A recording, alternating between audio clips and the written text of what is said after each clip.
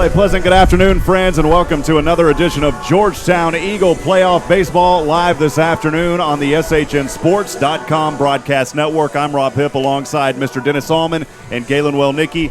David England operating camera for us, Nathan Height here as well, and also my beautiful fiance up here, Bridget Brennan, with us today. We are set for a great start to 5A regional semifinal or quarterfinal baseball here in Bryan, Texas at Bomber Stadium. A beautiful night for baseball here as the Georgetown Eagles took care of business in the previous series versus College Station, and then talking about Porter, who took care of their situation versus the Rouse Raiders. And I say a situation because it was originally a best of three, but it got rescheduled to a one game on a Monday due to weather. But Dennis, tonight, a great matchup here. Georgetown, of course, ranked number 1 in the state of Texas on the Texas High School Baseball.com poll. Porter at number 17. This should be a good one tonight. We'll dig into more of the stats, my friend. Absolutely, it ought to be. And glad to be along with you, Rob. You and Galen, excited to be alongside of you here for this quarterfinal game. We got two outstanding teams. Few similarities in these teams. Neither one has lost a playoff game yet. Porter comes in having won their best of 2 out of 3 in 2 games with A&M Consolidated, and then last Monday night and a 4-0 shutout of Leander in a one-gamer. Georgetown had a one-gamer against Weiss. They won 13-0. They took care last week of College Station Cougars, of course located right here, in 2 games. The similarities, though, Rob, stop right there. Georgetown, a senior-laden team, a team that has been through a lot in preparation for these playoffs. And the New Caney Porter Spartans, if you will, we'll call them the Porter Spartans for the remainder of the night, come in here with 3 seniors, 3 sophomores, 2 juniors, and a freshman. And this freshman can play. I watched the ball game the other night on SHN Sports, the Leander Porter game, and this young man can play. They'll throw a junior at us tonight. We'll throw our senior-laden Grant Wood. So going to be a great matchup tonight. Just going to be a great series.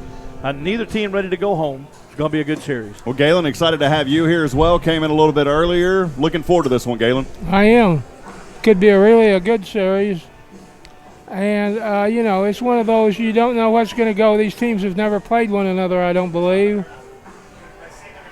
Well, that they haven't, and the head coach is just meeting up there. Coach, we'll go over quickly for the Porter Spartans, the team today as the designated home team. Tomorrow we'll play back here for another contest, and we'll see what happens through this game and tomorrow, but there could possibly be a third game. But out of 25A, the Porter Spartans finishing second behind Tomball in their district, 13-3 overall for Porter.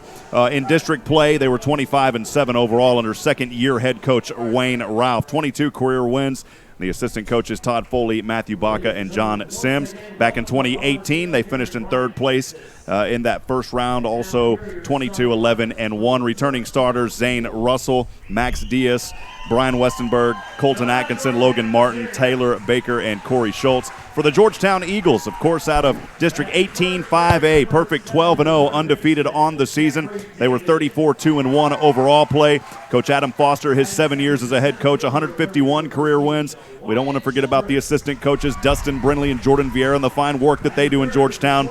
And in 2018, the Eagles finished 32-11-1, 14-0. They are back-to-back district champions. They also went to the regional semifinals last year. Those returning starters, Cole Posey, Jeffrey David, Jackson Seosin, Noah Thompson, Grant Wood, Jack Brindley, and, of course, Wyatt Childress. And, again, we talk about the rankings. Georgetown has been in that number 1 spot all season. Well, they took care of business in their previous game versus College Station, a 7-0 shutout, that one on Saturday. Georgetown threw 4 pitchers in that game. We saw a lot of changeup. They were able to come in and take care of business, and we're looking for more of the same here today, Dennis. I think so. Grant Wood, who started that ball game, Zach Brindley, who started that ball game. Jack Pritz, an outstanding game, tired a little. We went to a couple of relievers in the fifth. And then coming in to finish it up was Reese Grimes.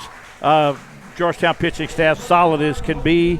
We'll just have to see what we haven't seen enough of Porter yet So we'll have to see what they bring with a junior on the mound this afternoon. We'll see some of them. Well, let's talk about how these teams both got here. Of course, now the third round. You go 7 rounds in baseball to be a state champion. We're in the third round. You start with the bi-district. You go to area round, and now here the regional quarterfinals. Those are happening all over the state of Texas, of course, at this moment and throughout this weekend.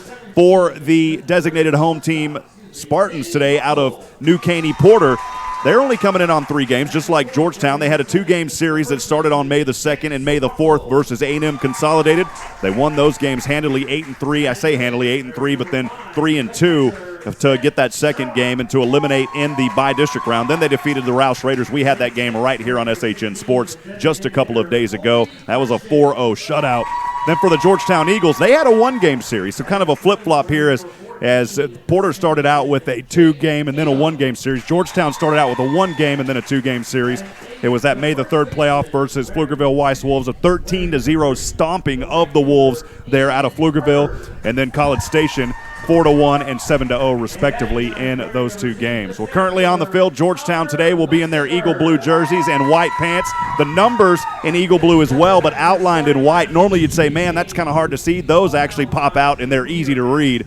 And so Georgetown, of course, in their blue and white, and then for the Roush Raiders in their red and white pants as well. We'll step aside for the national anthem. Baseball playoff coverage on SHN Sports continues.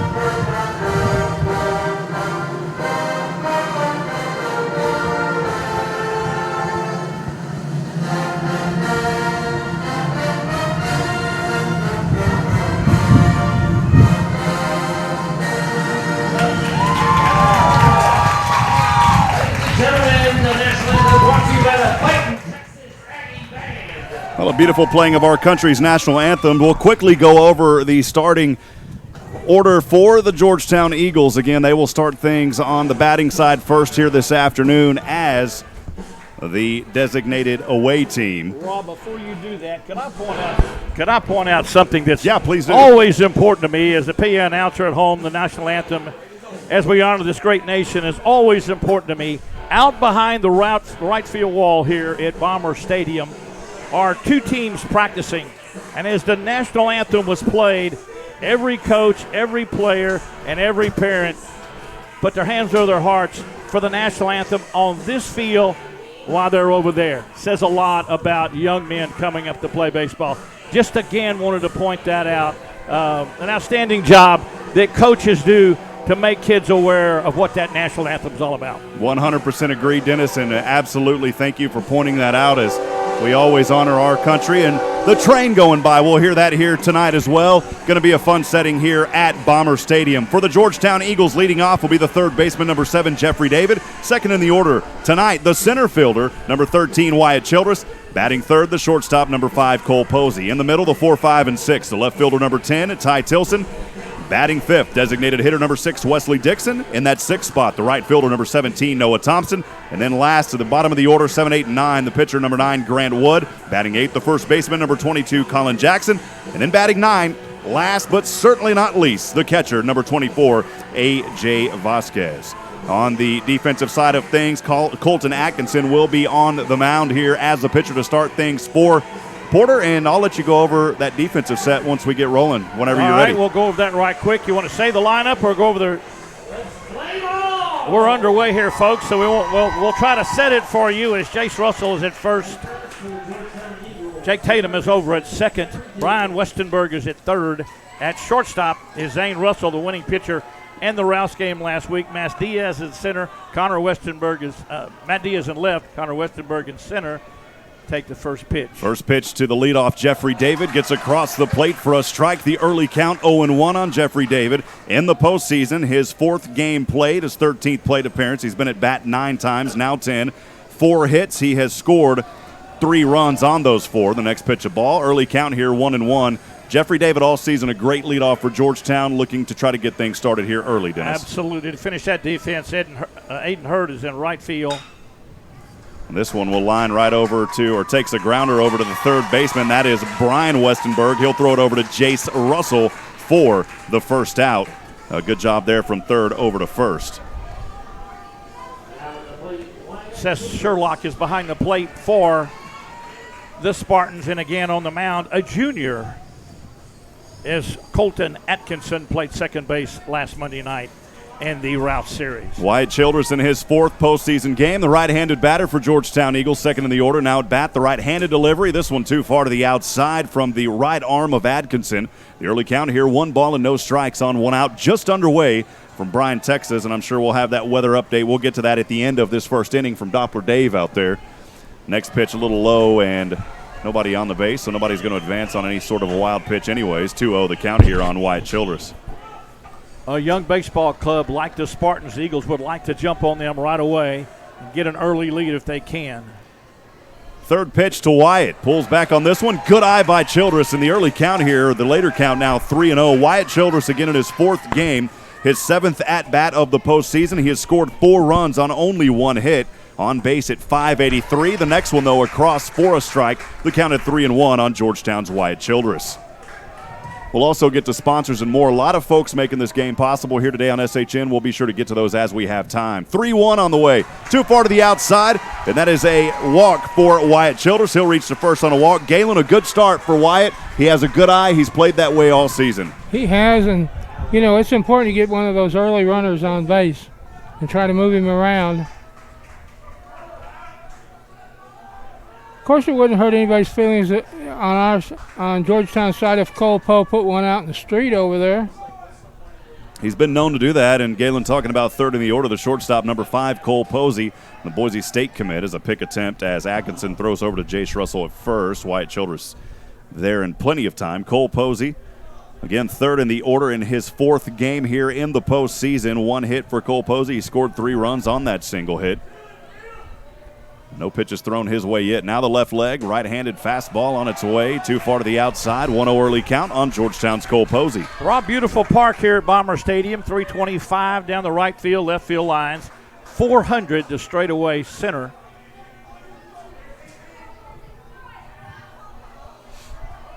We've been here once this season already, and thank you to the Bomber staff for having us back. A lot of kids throughout this high school area and throughout the Lone Star State in this area play here during the postseason run, and you couldn't ask for a better facility. As you talked about how far everything is, full turf all the way back to the fences.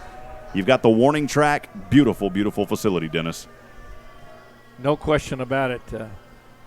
1-0 pitch off the right arm. Childress going to try to steal over to second, diving, sliding, and he's there in time. That's a stolen base for Wyatt Childress. And he kind of slides on his back over there. And luckily able to hop right back up. You don't want to see that too much. Not at all. Pitch was up, tough to handle for Sherlock. Made a good throw, but not handled well at second. But Wyatt had it beat anyway. There was no question he had the base stolen. Wyatt Childress in postseason play, Dennis, his 7th stolen base now in the postseason. And we'll have an early mound discussion as Sherlock, the catcher, will head over and talk things over with Atkinson there on the mound. Spartans throwing a junior this afternoon, and Colton Atkinson, a sophomore, and Seth Sherlock behind the plate. Got 2 balls and no strikes now on Cole Posey. Base hit could put your Eagles up on top. Posey, a 2-0 count. 1 away. In scoring position is Georgetown's Wyatt Childress. The lights are on. The sun is setting here in Bryan, Texas. As Atkinson will look over his right. A good leadoff by Childress, about 7 or 8 feet. That pitch on the way, a low one. And a 3-0 count here. And Atkinson, after that first Jeffrey David put out, struggling a bit here as he's thrown 6 balls already, or actually 7 now make it. Yeah, and danger of back-to-back walks with Ty Tilson coming up. The dangerous Ty Tilson. The 3-0 pitch on the way. That one got in the zone for a strike on Cole Posey. The count at 3-1. A high strike. Umpires this afternoon. 2 out of the Syntex chapter where Georgetown comes from. 2 out of the Houston chapter where New Caney Porter plays. Talking to one of the assistant coaches up here with us, this New Caney Porter team, I believe 7 years as New Caney High School. The first one there in New Caney ISD, and now New Caney Porter.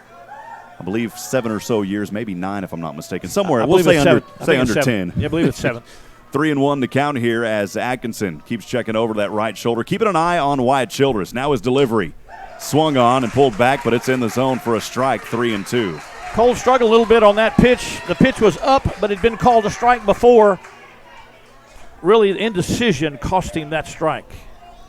First payoff pitch of the afternoon will come on the third batter for Georgetown here in the top of the first. We're scoreless with the runner on second is Wyatt Childress.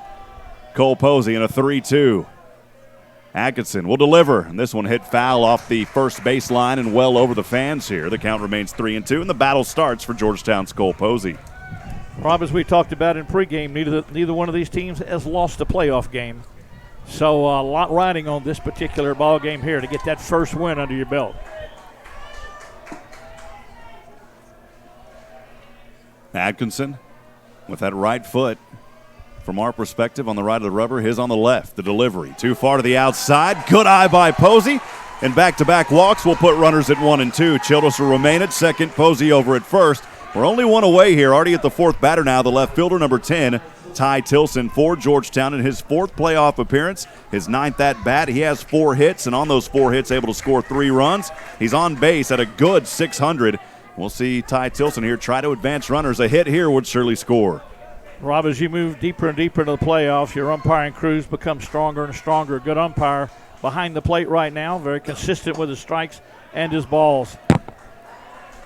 Very, very consistent. Top of the first we are. Again, no score, 1 away. Georgetown at bat as the designated away team. We'll play again tomorrow. The first pitch on the way. That one in the zone and across. Tilson for a strike, 0-1 early count. So today's 7. Tomorrow going to be a little hot. You know, when we got here earlier, temperature around 87 degrees. Things cooling off now that the sun is going down. But tomorrow, that game a 3 o'clock. 3 o'clock, and it's going to be a little warm outside. No balls, 1 strike, 1 away is Atkinson. Still keeping that eye over at second. And Childress will run back, and plenty of time there for Childress as Atkinson threatening. He was looking over at his shortstop, Zane Russell. Spartan outfield is pretty much straight away. Deep in left, deep in center, but shallow in right. A base hit to right field would be a challenge at the plate for Wyatt. Base hit to left or center should score the run. A lot of patience here by the Porter pitcher as he continues to take his time in between pitches. Wants to make sure that he gets what he wants, that right-handed delivery.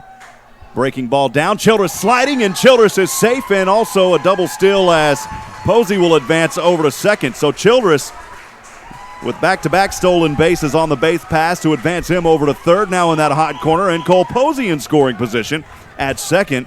Good job there by Georgetown, and Cole Posey keeping an eye where he needs to be, picking up his 5th stolen base of this postseason. As you and I know, Adam is prone to run the bases and challenging the young sophomore catcher right now. Want to welcome in not only the Georgetown fans in the broadcast, but those of you from Porter as well. Even though we broadcast for Georgetown, we always want to make our visiting teams or our visiting broadcast teams feel welcome. Thank you for joining us here on SHN Sports. 1-1, the count on Ty Tilson with 1 out. That pitch low. And a 2-1 count here is Atkinson, another one thrown down too low. Wayne Ralph, head coach of the Spartans, Rob, I think is expecting a low-scoring ball game. Already has his infield pulled in with just 1 down. Hear a little bit of that action from the Georgetown bullpen over there, as we do have our microphone in that vicinity. The 2-1 pitch from Atkinson on the way, too far to the outside, and a good bat here for Ty Tilson as he's way ahead now at 3-1. Well, Galen, this is opportunities where Georgetown has excelled. When they get runners on, they're able to advance them, and that's what they're hoping for right here. Well, you know, the last series, Georgetown got 12 walks from College Station pitching. So, you know, that moves people around. The 3-1 pitch on the way, too far to the outside, and for the first time tonight, bases loaded for the Eagles. With one away, Tilson will take his spot over at first. Posey remains at second, Childress at third, and that'll bring up fifth in the order the designated hitter, number 6, Wesley Dixon, Dennis.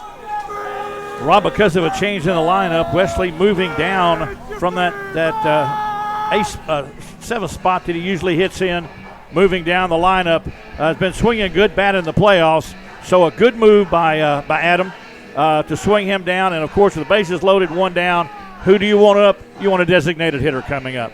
And that's exactly where Wesley is in the lineup.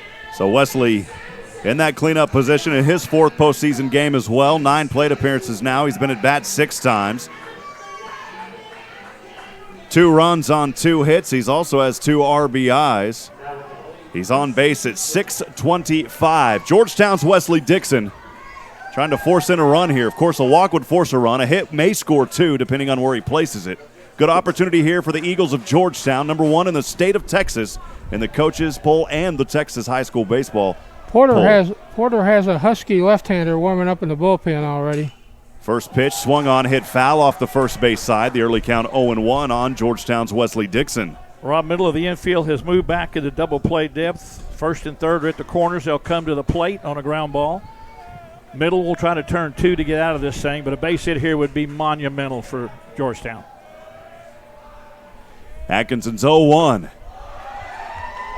Saying too high and maybe a little to the outside to even the count. Aces across the board.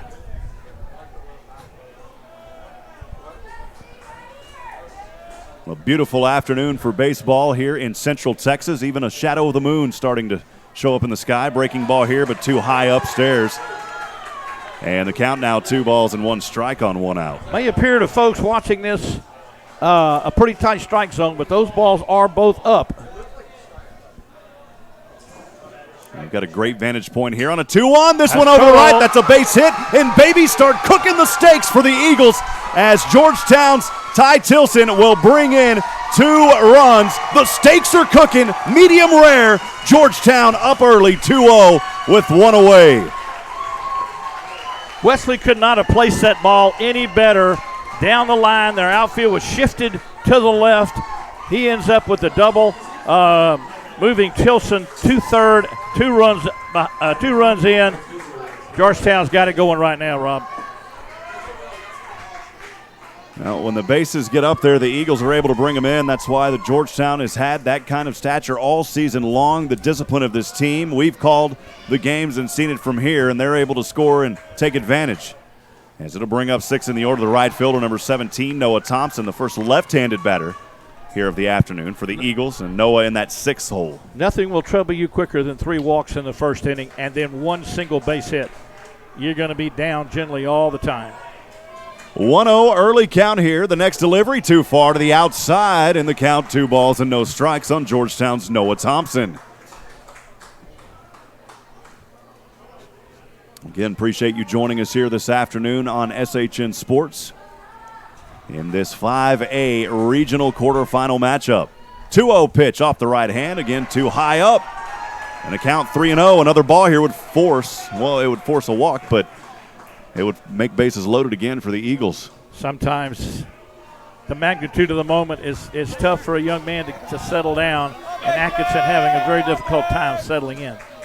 The 3-0 pitch on the way, too close to the inside, and for the second time this afternoon for Georgetown, bases are loaded. That'll put Thompson over at first as he'll reach on the walk. Dixon remains over at second after his double 2 RBI moments ago, and Ty Tilson over at third. And we may have a quick change of pitcher, and we will here right away to get things started. Yeah, that's a second trip out in the first inning. He threw 27 pitches. So Trevor Golden, the left-hander, will come to the mound. A senior for the Spartans.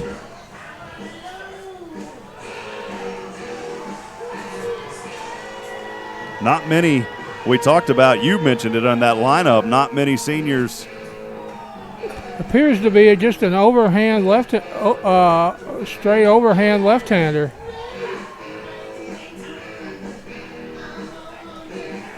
Well, Colton Atkinson, he'll be responsible for all three that are on base right now for the Eagles. As it stands as of now, 1/3 innings pitch. He'll allow 2 runs on 1 hit. He walked 4, didn't strike out any. Again, he is responsible for all 3 of the runners on the base paths as Georgetown has that early 2-0 lead here in the top of the first. Again, a lot of folks helping to make these broadcasts possible this afternoon. We want to give a special thanks to some of those sponsors in between as we have time.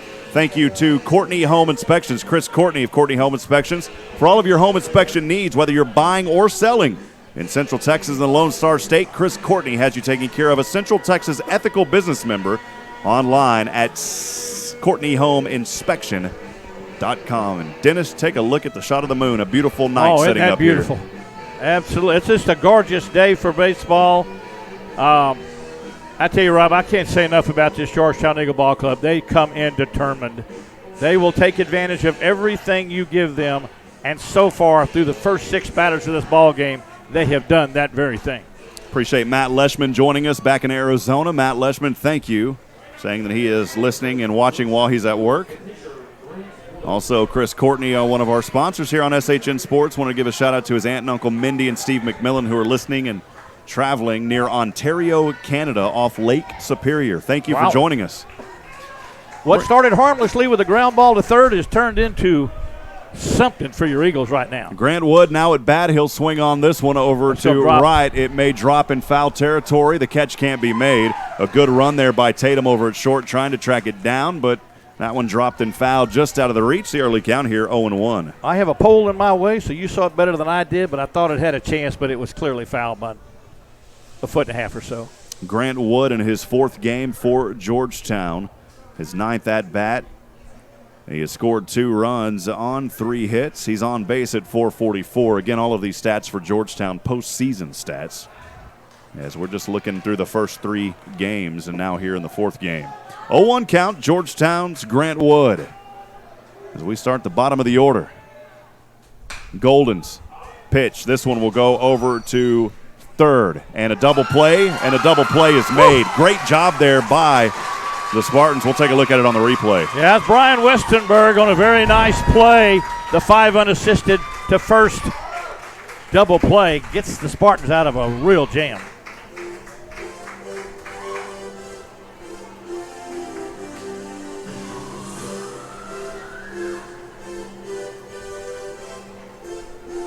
Well, we didn't have the field angle of that, unfortunately, but it was a double play. And we are midway here between the inning as we're just started. 2-0 Georgetown with the early lead. Porter will be at bat to start things here. Dennis, I'll let you go over that Porter starting lineup. All right, thank you very much, Rob. The Porter Spartans come in, they'll look this way. Their lineup is the exact same lineup that they fielded against Leandro Rouse on Monday night, although positions have changed. They'll lead it off with Brian Westenberg at third base, who just made the very nice front end of the double play. Batting second will be Max Diaz. He'll be in left field. Batting third will be the shortstop, Zane Russell. Batting fourth will be their first baseman, Jace Russell. Batting fifth will be the catcher, Seth Surlock. Batting sixth will be Colby Christensen. He will DHing now for Trevor Golden, who is pitching for the Spartans. Batting seventh will be Jake Tatum, the freshman at second base. Batting eighth, Aiden Hurd, the right fielder. And batting ninth, the center fielder, Connor Westenberg. So once again, Brian Westenberg, Matt Diaz, and Zane Russell, 1, 2, and 3. 4, 5, and 6, Chase Russell, Seth Surlock, Colby Christensen. 7, 8, 9, Jake Tatum, Aiden Hurd, Connor Westenberg. Rob, will go back over to you as Grant Wood takes the mound for your Georgetown Eagles. Well, a couple of brothers out there, actually 2 sets of brothers in this starting lineup. The leading off, the third baseman, number 13, Brian Westenberg. So he'll lead off. His brother actually ninth in the last, certainly, but not last but not least, the center fielder, number 2, Connor Westenberg. We'll even see Zane and Jace Russell here at this lineup as well. So 2 sets of brothers out here on the team for Porter. And both of them, the older brother's a senior, the younger brother's a sophomore. So very, very young ball club, a very talented ball club. Georgetown's Grant Wood on the mound, the right-handed delivery to Westenberg across the zone for a strike, 0-1. As we look at Grant Wood's stats here in the postseason, 5 innings pitched. The next delivery, this one right over to Posey, and Posey will throw this one, the dagger to Colin Jackson for a quick, easy short to first, one away out. And normally we'll see action Jackson Seosin tonight, though over at first it'll be Colin Jackson. And I tell you what, give Colin give Colin a lot of credit. First play out of the box is a short hop. He handled it with class and with ease. Nothing to it. One down. Back to Max Diaz. Well, Grant Wood entering this game at 5 innings pitched, now 5 1/3. He's played in 1, started 1 for Georgetown, allowing 4 hits, 1 run scored on that. That next delivery to second in the order, the left fielder, number 15, Max Diaz, is a strike in the zone. He's walked 2, struck out 4, a 1.4 ERA for Georgetown's Grant Wood here in the postseason. The 0-1 swung on and missed. Beautiful pitch off the right arm of Grant Wood brings the count to 0-2 on 1 out. That off-speed pitch is just really nasty. The 0-2 delivery. This one swung, hit hard, foul off the first base line, way over the stands, and the count remains 0-2 on 1 out.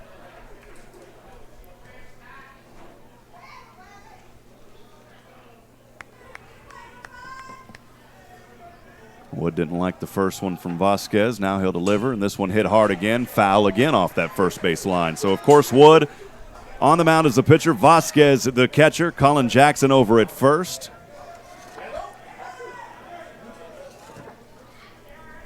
Wittenberg at second. The 0-2, this one again over to Posey, and Posey will try to emulate again over to Colin Jackson, and another out. 2 up, 2 down on a short to first again. Colin gave him that little flick and said, up about chest high would be a little nicer. Cole delivered. 2 6-3 ground balls. Grant Wood rolling. Good start here, Galen, on the defensive side for Georgetown. Yep, the second throw was much better, much easier for the first baseman to handle.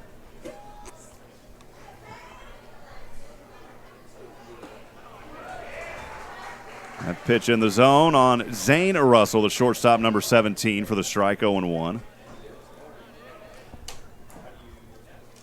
2 away. Woods next delivery.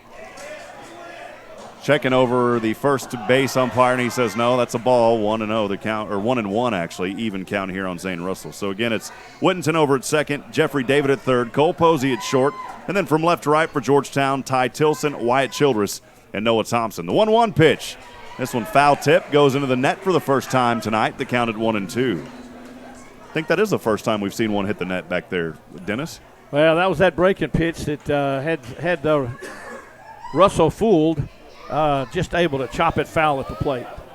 1 ball, 2 strikes, delivery on the way. This one over to right in foul territory, making a run on it, and that one's going to drop it just out of foul territory and out of the reach of Thompson, who is chasing it down alongside Childress. Those guys ran way out there, Dennis. Childress coming, I beg your pardon, it was actually Whittington and Thompson, but they still ran pretty far over there trying to hustle that one down. They just couldn't grab it in foul territory. Rob, a light breeze blowing. Sometimes the flag is blowing directly in at us. That ball blowing a little to the right forced that ball into foul territory. Guess in a way you could call it a pitcher's park here this afternoon. The wind not in favor of the batsman. 1-2 count on its way. Oh, man, nice change up there off the arm of Wood, and that'll do it on a strikeout. We'll take a look at that one on a replay. That off-speed pitch, call strike.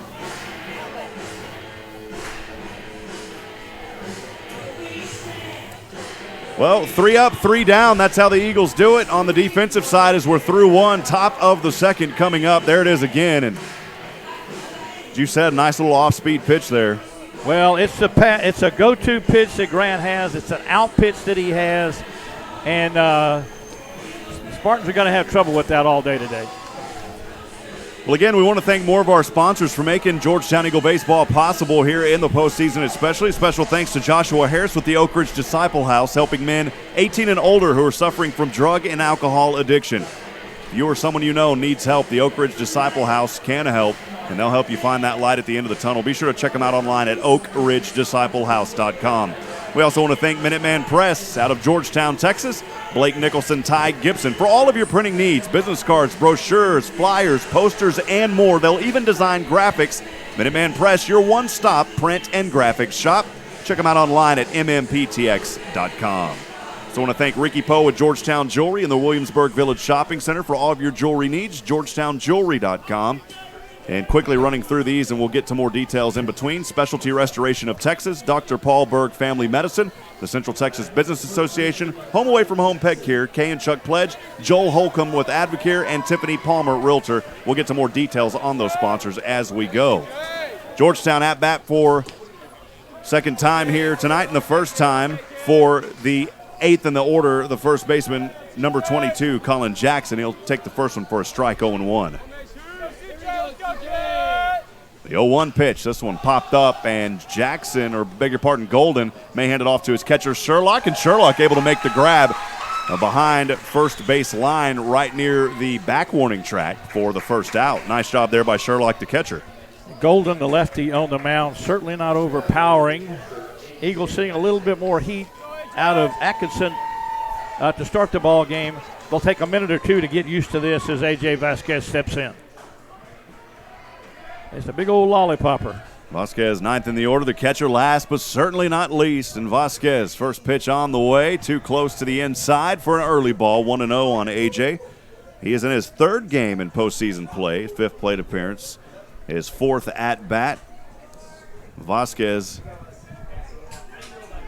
with one single hit here in postseason play. 1-0 pitch. Nice ball to back and cross the zone there, Dennis, to make the count 1-1 on one out. Golden coming in, back in that first inning. The next one swung on and missed. Beautiful pitch there by Golden, and the count at 1-2. Colton Atkinson only went through 1/3 of an inning, allowing that one hit and 2 runs. Luckily, nobody else was able to come in and score. And a swing and a miss and a strikeout for Golden on A.J. Vasquez. Beautiful pitch there. We'll look at that one on the replay, Dennis.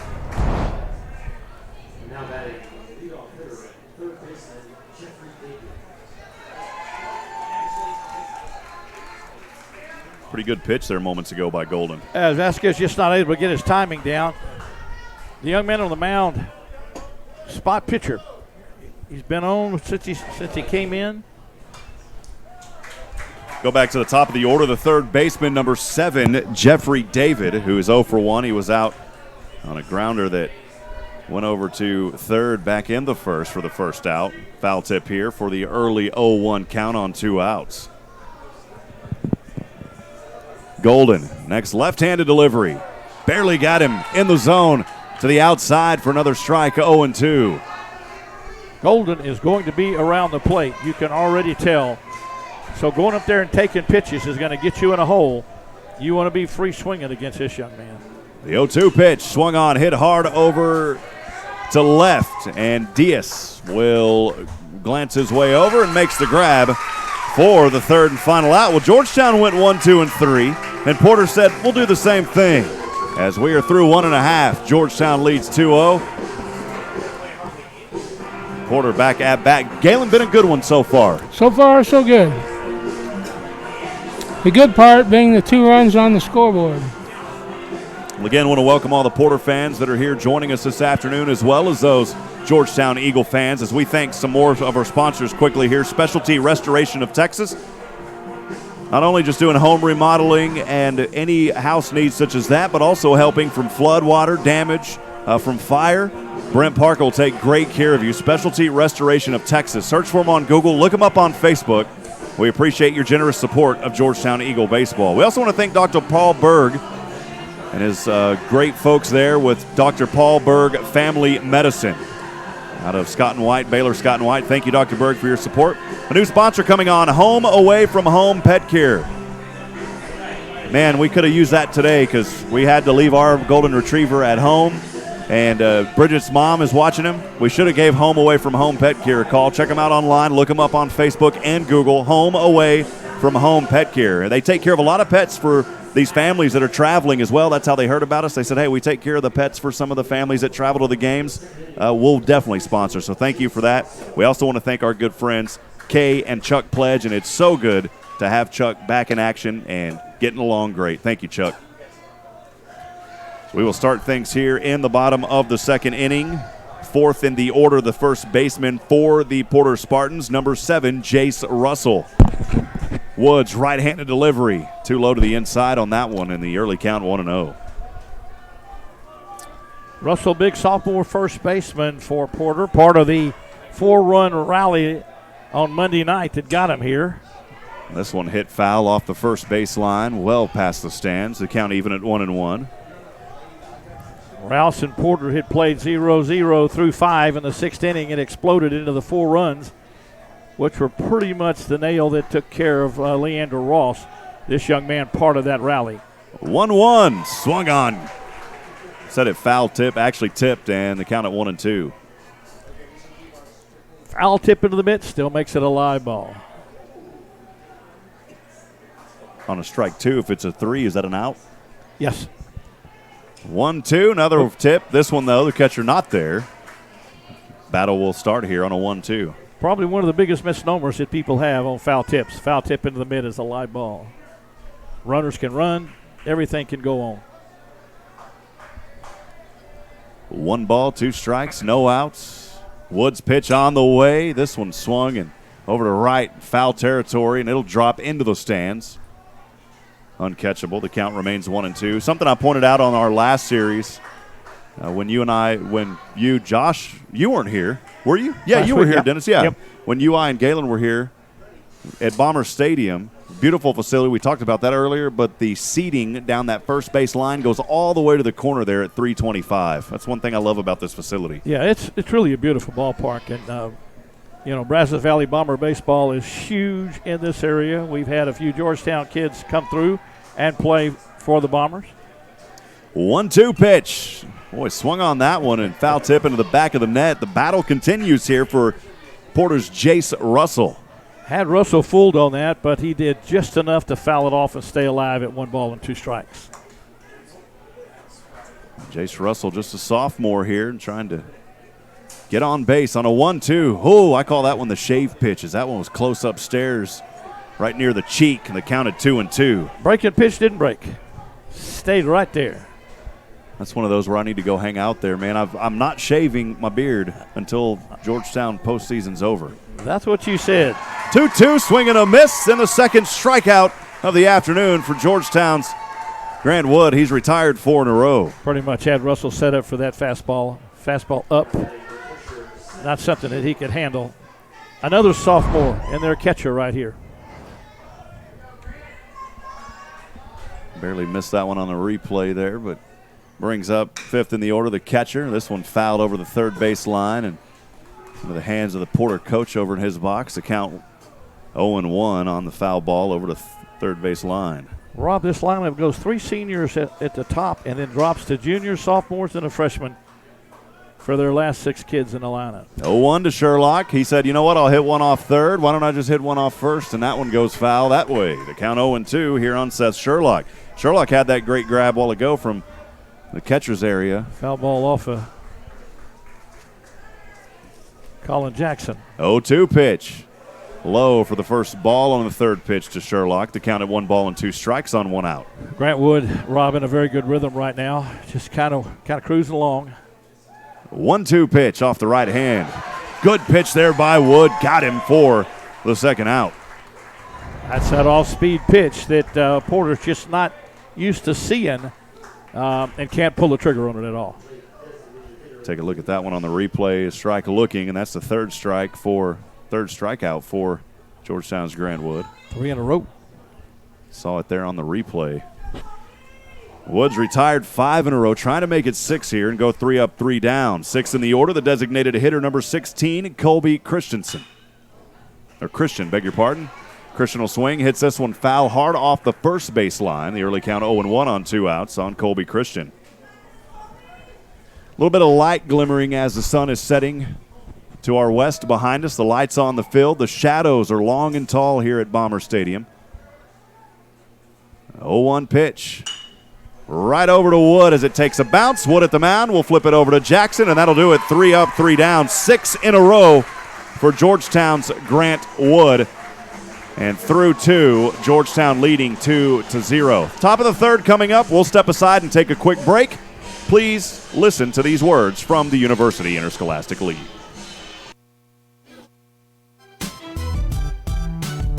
Meet Josh. Hi, everybody. Josh is a high school basketball player, solid shooter, great teammate. Hey, don't forget my tenacious D. And he's my son. Oh. So, what does Josh do to be the best basketball player he can be? I play tennis. Studies show that student athletes here in Texas who play more than one high school sport are more likely to excel. Tennis does more than improve Josh's conditioning. It gives him a fresh competitive outlet, reduces the risk of injury by cross-training, and introduces him to different coaching techniques and new friends. Don't get me wrong, hoops are my first love. Tennis just gives me a little break. So when the new season begins, Josh isn't burned out on basketball. He's eager to play, and you can see the difference in his game. This message presented by the Texas University Interscholastic League and the Texas High School Athletic Directors Association.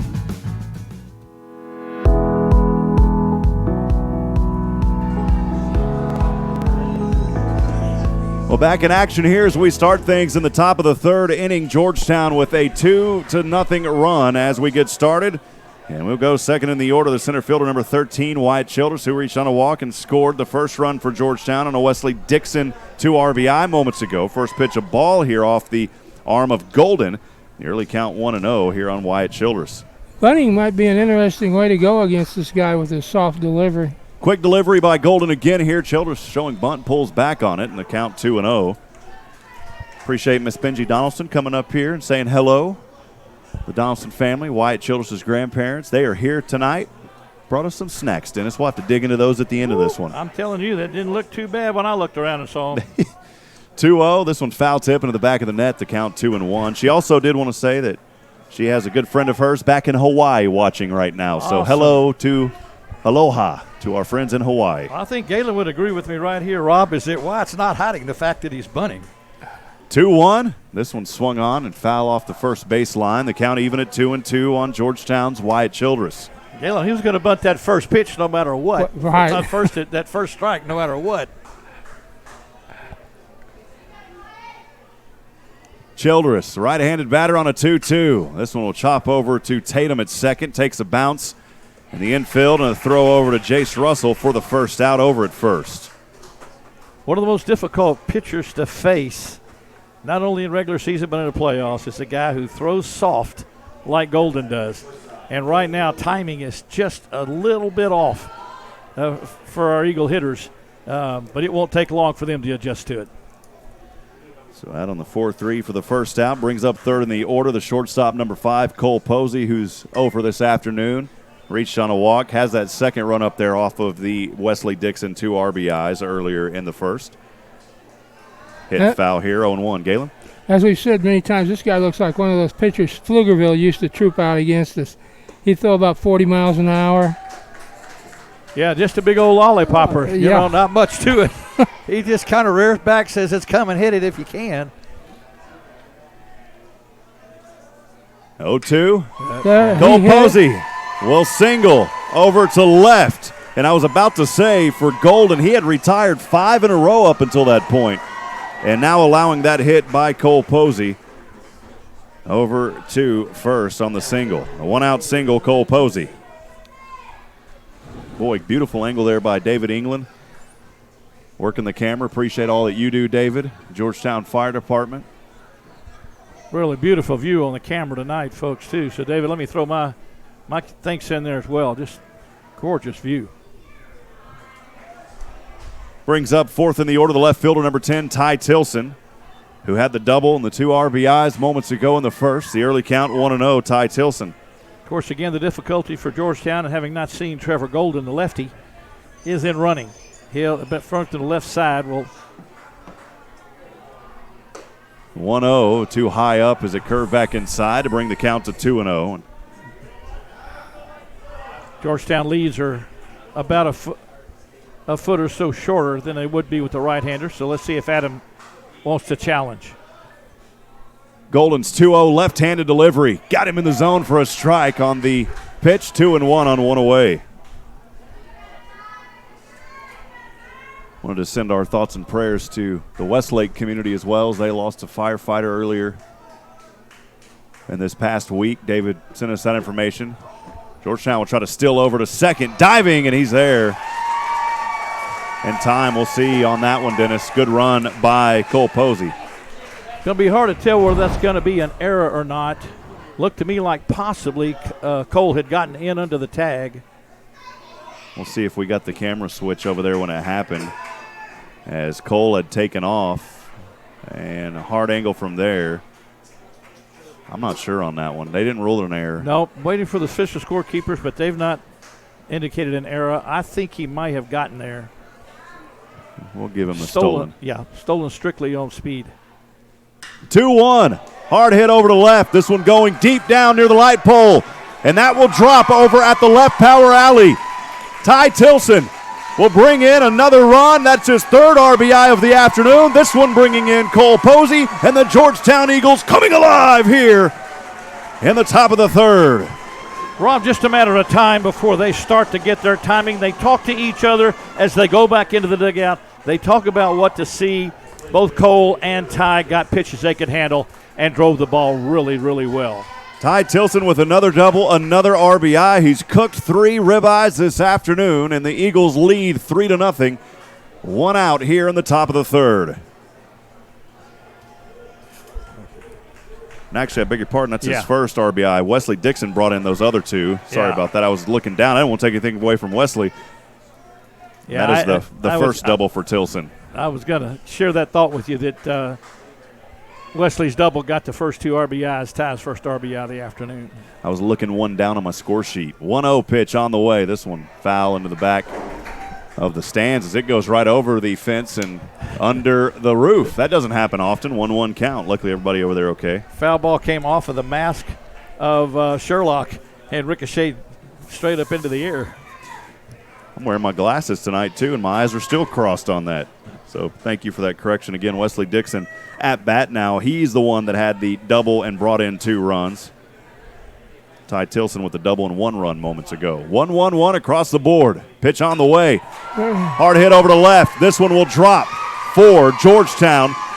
Won't be enough to bring the runner Tilson in all the way, but he will rest at that hot corner, and a single for Wesley Dixon. Ty Tilson over third. Dixon remains tall over at first. Good job of base running by Ty Tilson. He had to wait till the ball dropped for the base hit. Couldn't take off on the batted ball, so advancing to first and third, or to third, and then with runners on the corners at first and third. Excellent for your Eagles. Also, that was a good move because if you'd watched the pregame, he's got a pretty good arm out there in left field. He was putting them in pretty darn close to the home plate. And senior left fielder Max Diaz for the Spartans is outstanding. 6 in the order. It's Noah Thompson. He'll place a bunt. Beautiful one placed, and he'll reach over to first. We'll see if they called an E1, Dennis, or that would have been a hard one to get. We'll go back and look at it. It did bring in a run, though. Let's take a look at the replay here. So Thompson will be credited with the hit. That play, Golden is coming to the third base side, had to set himself and dive for it. Clearly a base hit, and the credit goes to Noah Thompson. So Thompson will single on the bunt, and the rare single on the bunt. A lot of times you'll see him get out on a sacrifice. If one comes in, Dixon will advance over to second. And Thompson cooking a steak now, as that'll bring in another run for Georgetown.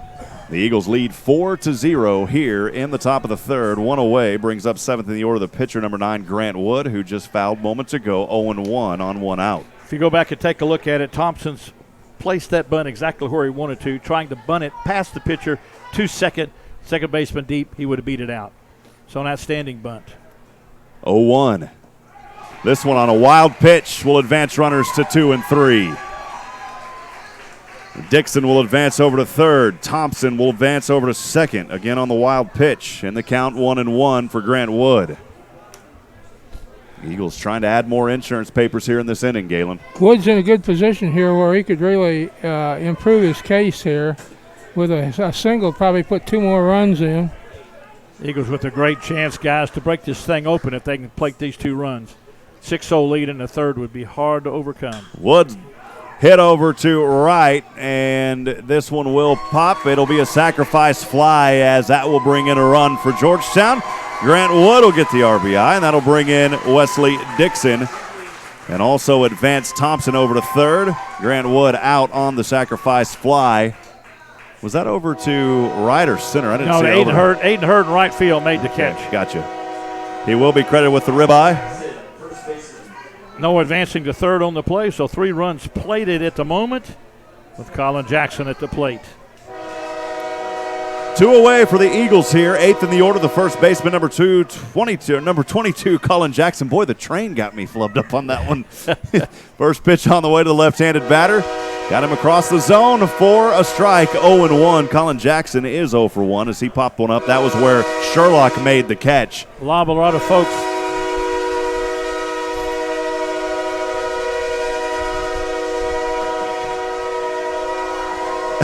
My goodness.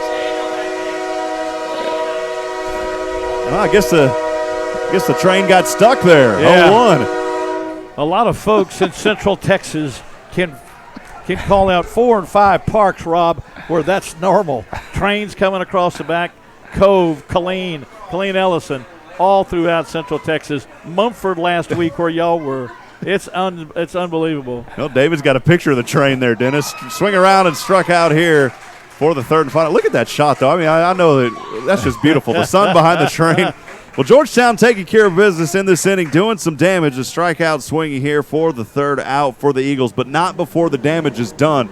Picking up 3 runs. They get those 3 runs on 4 hits in this inning, no errors, and Georgetown leaves, I believe, just 1 on.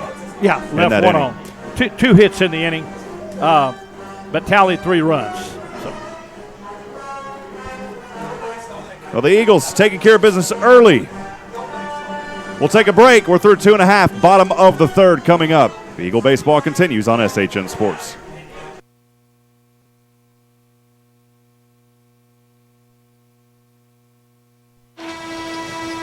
Honey, isn't it amazing? What? The sacrifice, the dedication, the grit. I mean, they really set an example, don't they? Oh, well, no question. Today's high school athletes are truly special. Not the athletes. Well, who? The officials. Oh. Today's student athletes are truly special. But there's something pretty great about the men and women who officiate their games, too. Like the way they're giving back to their communities. Officiating is a terrific way to stay in shape, meet new people, and stay connected to the game you love. But the biggest reason of all? We need more qualified high school officials here in Texas. And without them, the rest of us would have a whole lot less to cheer about. High school games need officials. High school sports need you. Great call, Rob. Yeah. Interested in becoming a licensed high school official? Go to highschoolofficials.com to learn more and begin the application process. Back in action here. This one hit over to David, and David throws the dagger to Jackson for the first out on Jake Tatum. Sorry about that, folks. We had to let that UIL spot get in there. Just ran a little bit longer than we thought. Sometimes I think Jeffrey David likes to sit back on the ball just to show that cannon that he's got because he unloaded on that throw. But a good job at first again by Colin Jackson. Here it is on the replay. Good throw, good angle, and got him in plenty of time. Bring up 8th in the order, the right fielder batting for the first time this afternoon. Number 3, Aiden Hurd, as we are in the bottom of the order now. Aiden Hurd for Porter, a junior. He's their one lone junior in the lineup. First pitch on the way. That one close inside for a ball, 1-0. Grant Wood is retired 7 in a row, trying to make it 8 here in the bottom of the third. 1-0-1 pitch. Swung on, got him. Beautiful pitch by Wood to even the count at 1-1.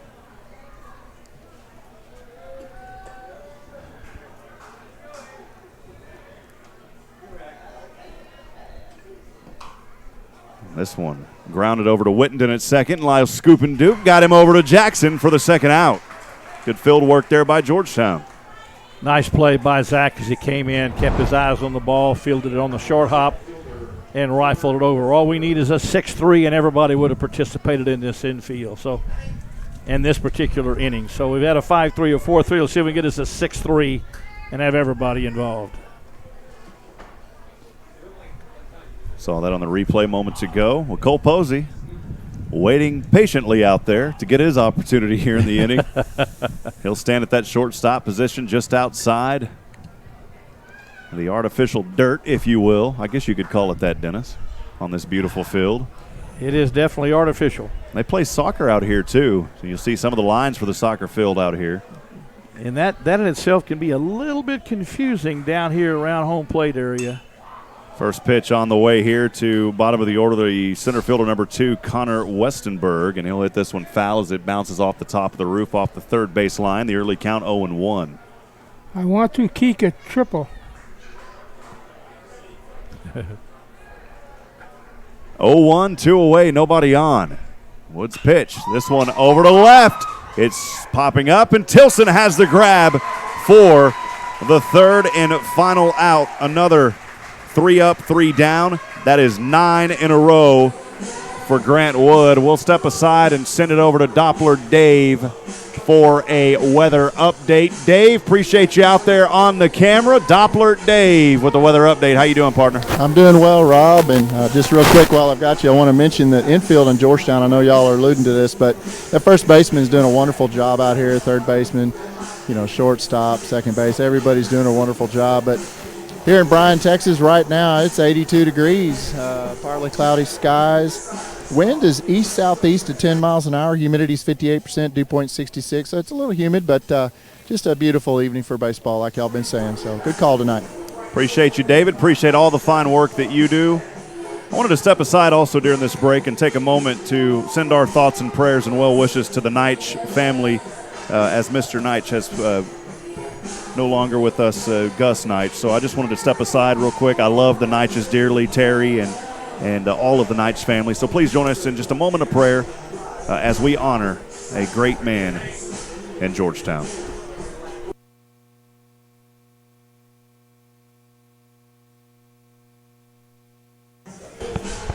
We're back in action here as we do have a new pitcher on the mound for Porter. It's 7. Is that 7 out there? Number 7 is the pitcher out there, and that will be Jace Russell. So we're going to have a shift, too, also, as Jace was playing first. So we'll see number 24 move over to first. That is Logan Martin. So Martin now over at first base. Martin in for the first time here in the ballgame. So Logan Martin over at first, and now the new pitcher on the mound is number 7, Jace Russell for the Porter Spartans. Martin most likely will enter in the DH spot. Kobe Christian will still DH. That's where I think Logan Martin will enter the ballgame. So Trevor Golden will go 2 2/3 innings pitched. Allowed 4 hits and 3 runs. He did strike out 2. Didn't walk any. Good opportunity here, but now Jace Russell on the mound. And the first pitch to A.J. Vasquez. We'll start last, but certainly not least in the order. The first one on the way is a strike, 0-1. Russell's a sophomore. Next pitch low. Brings the count to 1-1.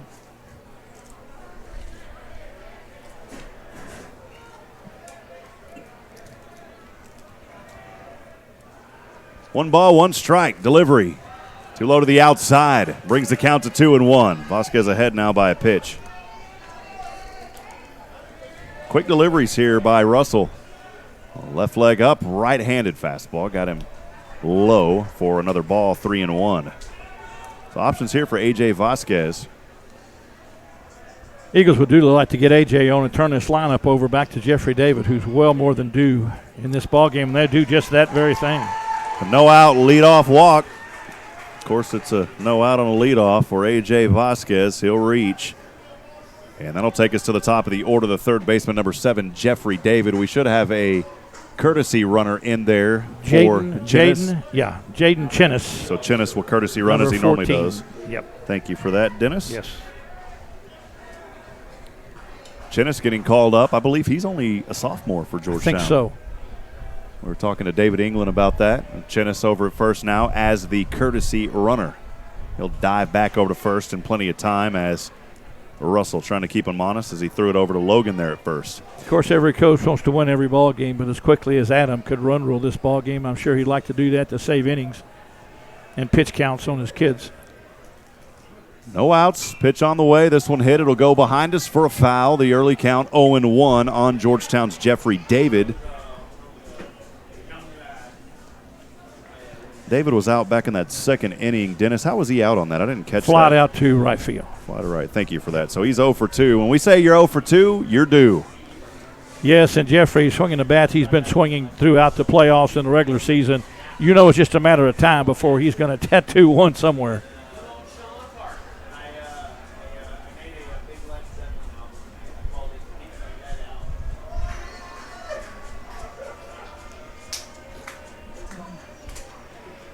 No balls, one strike.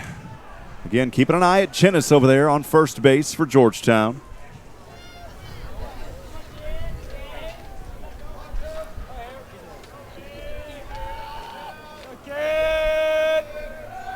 And Chinnis will take off. Tries to steal, sliding in. He is there in time. The stolen base by Chinnis.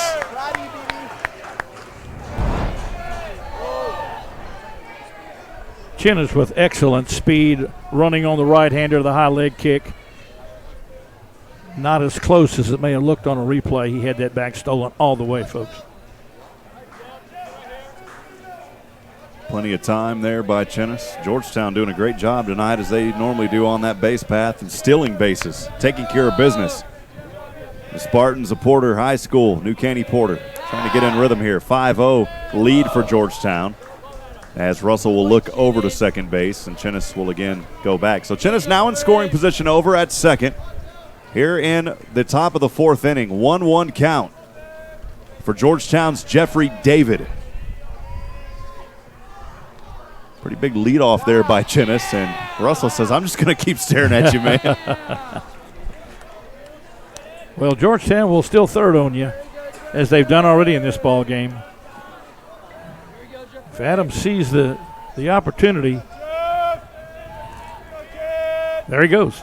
Chinnis will take off to third, sliding, diving, and he is safe. Another stolen base back-to-back for the sophomore Chinnis. We'll look at that one on a replay. Chinnis courtesy running for the catcher of Georgetown, A.J. Vasquez. David in a 2-1 count. You'll see the replay there as Chinnis takes off. And plenty of time. Spartans gave him that extra step, and Chinnis took it. Great steal. 1-2. Pitch brings it even at 2-2.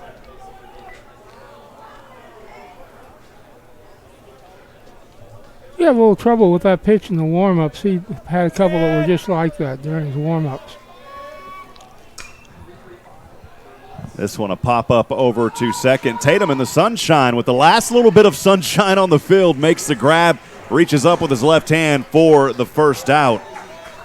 And not enough time there to advance any runners on a sacrifice. So one away here in the top of the fourth. I think Jeffrey just pressing a little bit there, anxious to hit, anxious to do something good. But the way he plays third base, an 0 for 3 night's not the end of the world for Jeffrey David, because he will be back here again in a minute. Bring up Wyatt Childress, and Childress had to duck under that pitch. My goodness. Galen, you're absolutely right. He cannot get that breaking pitch down. Everything's been helmet high. Reminds me of a 75-year-old former pitcher sitting in the press box. 1-0, this one low. Good job by Sherlock, able to get back behind it, but the count now Childress 2-0. Wyatt Childress 0 for 1 this afternoon. He reached on a walk and stole second and third back in the first. Scored the first of these 5 runs for Georgetown back in that first, and he was out on a 4-3 back in the third for the first out. 2-0 pitch off the right hand. This one chopped foul off the first base line, and into the Georgetown Eagle dugout. Brings the count to 2 balls and 1 strike. A little bit surprised at trailing 5-0, that Porter has their infield back. A routine ground ball would be an additional run for your Eagles. Right-handed pitch to the outside. Evens actually 3-1 now. 3 balls and 1 strike on 1 out. Childress and a good count here. A lot of options.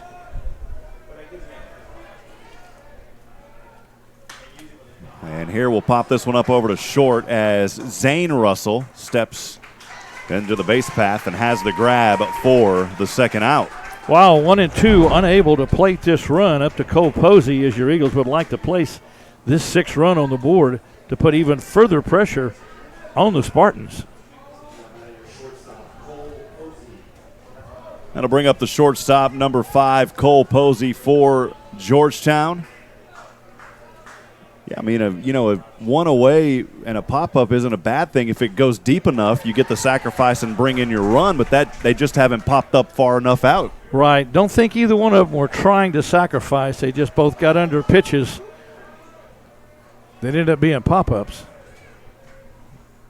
0-1 here on Copo, and man, another one that was just didn't drop back down low enough and out of the reach of Cole Posey and a hit by pitch. Those are the ones you want to be out of the reach on a potential hit by pitch. Probably the 4th or 5th time that breaking pitch has gotten away from him up there. 1-1. This one came in for a strike in the zone. 1 ball, 2 strikes on Cole Posey. Got that inside corner on the breaking pitch. I think he got the call more than he got the corner, but regardless, it's 1 ball and 2 strikes. Appreciate Nathan Hyde up here running scoreboard and our camera switching system. Doing a great job. Thank you, Nathan. 1-2 pitch. Swung on and a miss for Cole Posey, and that'll do it in the inning. Good pitching by Russell, not allowing any more runs to come in for the Eagles in this inning. Georgetown, no runs, no hits, no errors, and they leave 1 on base. We're through 3.5, bottom of the 4th. Coming up, stay with us, friends, as we'll send a message from the University Interscholastic League. We'll be right back.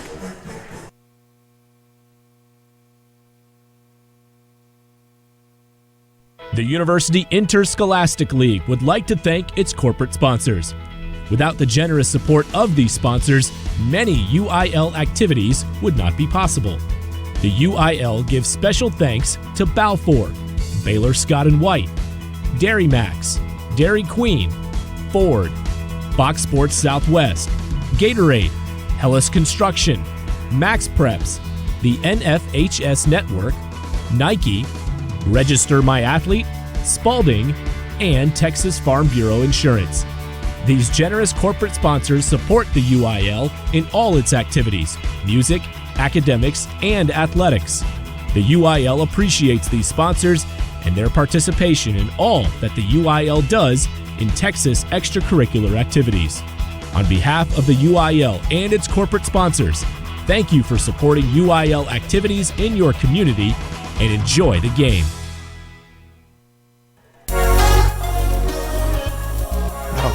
Well, back in action as we get things started here in the bottom of the 4th inning, and leading off for the Porter Spartans as we go back to the top of the order. It's the third baseman, number 13, Brian Westenberg. And the first 2 pitches, both of them balls here, 2-0. Wood has retired 9 in a row, trying to make it 10. Right-handed delivery. This one, hard hit over. Will it drop? No. Making the grab is Childress over at center for the first out. Great job, Childress. And, man, you think at first, Dennis, that ball may find a way to drop, but then the wind carries it, and Childress with his speed able to get under it and make what is normally just a routine grab. Absolutely. This Eagle outfield has great speed. They get a great jump on the ball, but I don't know that any do it better than White.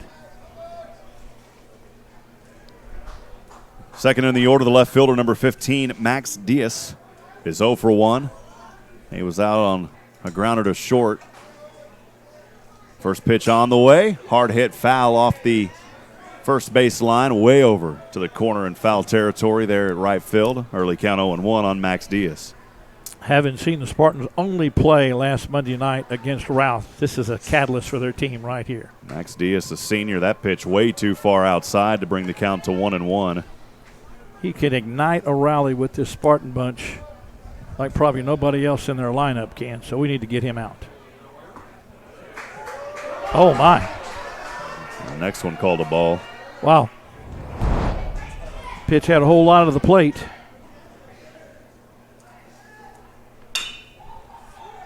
This one chopped over to David, and David throws the dagger to Colin Jackson for the second out.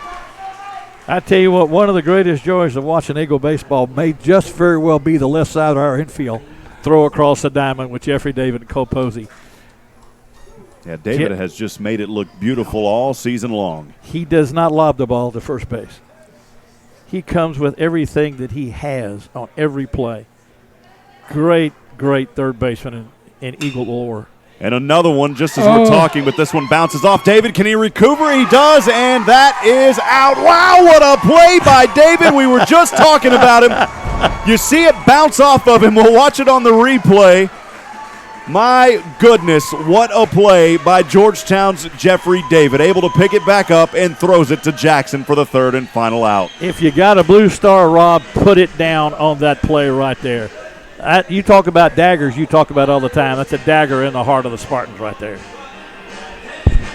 All smiles for the Georgetown Eagles. The Spartans trying to find a run on the board. Trailing 5-0 as Georgetown will be back on the batting side of things here to start things in the top of the fifth. We'll go ahead and thank some more of our sponsors as we sincerely appreciate your support. We couldn't bring these broadcasts, and to be honest, friends, we couldn't bring you these camera angles and the equipment that we have without the support. Thank you for what you do. We also want to thank the Central Texas Business Association, ethical business members. If you're looking for products and services in Texas, ask if they're a CTBA member. If they are, you'll know that you're getting the best of the best as they follow a code of ethics. For information, check them out online at syntexbusiness.org. You can also join if you are a business. We'll review the application and get you in there. syntexbusiness.org. Also, Home Away from Home Pet Care. Online at homeawayfromhomepetcare.com. It's your private personal pet care provider. One of Georgetown's oldest pet care facilities. Been in business for over 10 years. Family-owned and operated facility. Again, if you've got to travel, the holidays are always right around the corner these days. It don't matter what day it is. Check them out, homeawayfromhomepetcare.com. Dennis, we'll get things started here in the top of the fifth. Georgetown will be at bat, and leading off is Ty Tilson, who's had a phenomenal game so far. Eagles getting into that time of the ball game in the 5th, 6th, and 7th inning that they'd like to go ahead and tack 5 more runs on a ball game and put this one in the books. See how Ty gets it started for us. First pitch on the way to Tilson. It's a low one for a ball, 1-0 early count. Go ahead, Galen. I don't think the catcher enjoyed that one, the way it bounced up. 1-0. That turf, that around home plate on those short hops, that ball can be hot. Ty Tilson 1 for 1 here this afternoon. He'll hit this one over to center. Chasing it back is Connor Westenberg. He'll be able to make the grab as he turns around and grabs it with the left hand of his glove for the first out. Just to the right of the same spot that Ty hit, it doubled, which tells you he caught it just a little bit up on the bat, not on the sweet spot, and Westenberg able to run it down. A little bit on the replay here as you try to get that angle of Westenberg as he turns around and makes the grab. Bring up fifth in the order, the designated hitter, number 6, Wesley Dixon. 2 for 2 this afternoon. 2 ribeyes cooked. And the count here 1-0, the first pitch of ball to Wesley Dixon.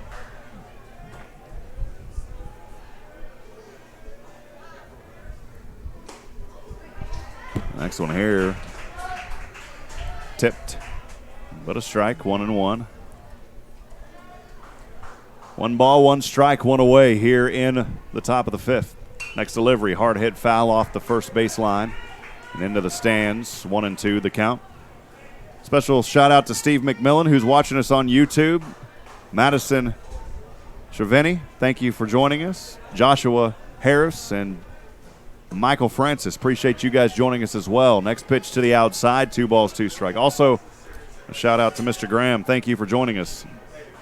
Feel free to leave your comments. We'll try to get to them as the game progresses. 2 balls, 2 strikes. Russell's delivery.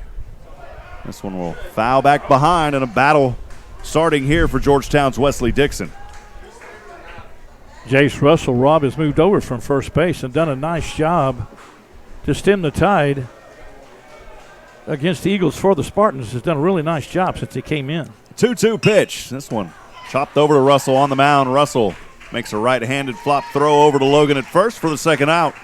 That is 2 up and 2 down for the Porter Spartans. Good job by Russell on the mound, as he's trying to give his team some life and maybe put a little firepower in that offensive side here in a few moments.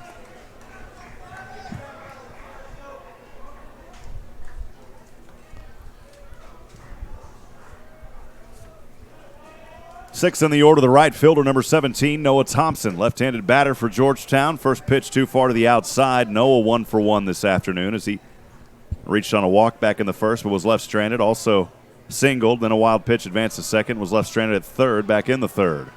1-0 delivery. Hard swing up, but a lot under it here, and Hurd over at right will run up and make the grab for the third and final out. 3 up, 3 down in the top of the fifth. Eagles down in order only the second time in 5 innings, so Russell, again, as we commented, has done an outstanding job to slow down this Eagle freight train.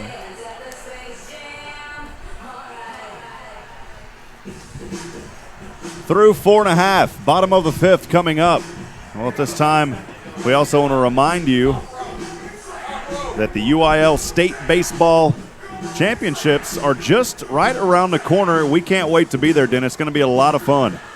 Don't miss the UIL Baseball State Tournament June 5th through the 8th. For more information, visit uiltexas.org. That's u-i-l-texas.org. uiltexas.org. And hey, wanted to give a shout out to the UIL and also Sports in Action for the license rights to broadcast this game today. We appreciate UIL. You know, the UIL literally right in our backyard in Georgetown, as Charlie Brydup lives in Georgetown.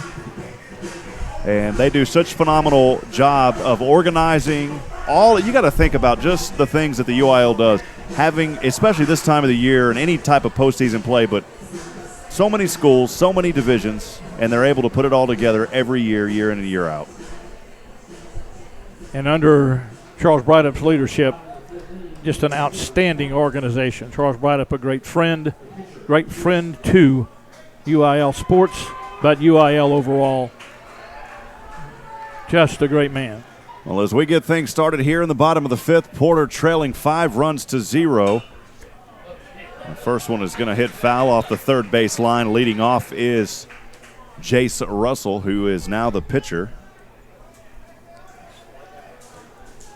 Early count here on Russell, 0-1. Started out on first base and then moved over. Strikeout victim his first time up. 0-1. This one will hit over to Posey. Now Posey getting in the action. Little slice and dice over to first to Colin Jackson for the first out. Absolutely my favorite throw that Cole makes. Oftentimes I think he makes that throw on purpose. Comfortable on the run, comfortable throwing across his body. A nice throw over to Colin Jackson for out number 1.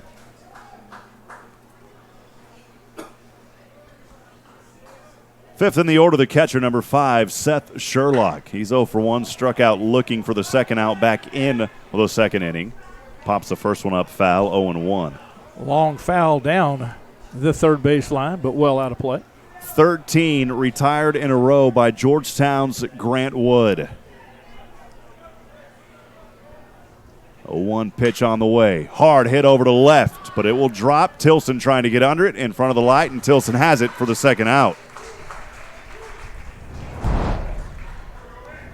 For a little sophomore, Seth Sherlock has some pop.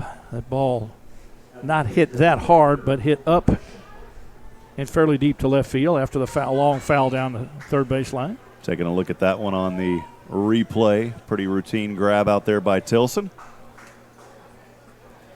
Sixth in the order, the designated hitter, number 16, Colby Christian. He'll hit this one foul off the third base line, 0-1, 2 away. Boy, Galen, just a beautiful night for baseball. It is. It's a tremendous night. And, you know, you could do a lot of things tonight, but it's especially nice for baseball. 0-1 line foul behind first base. 0-2 the count.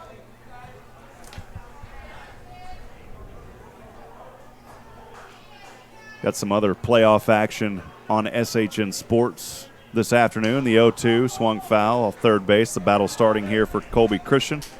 Our good friend Wally Harmon in LaGrange, Texas, over in a little 3A ball. Georgetown has another high school. There's actually 3 high schools in Georgetown, maybe 4 if you want to look at it that way, as Eastview, Georgetown, and then Gateway College Prep and Gateway Tech.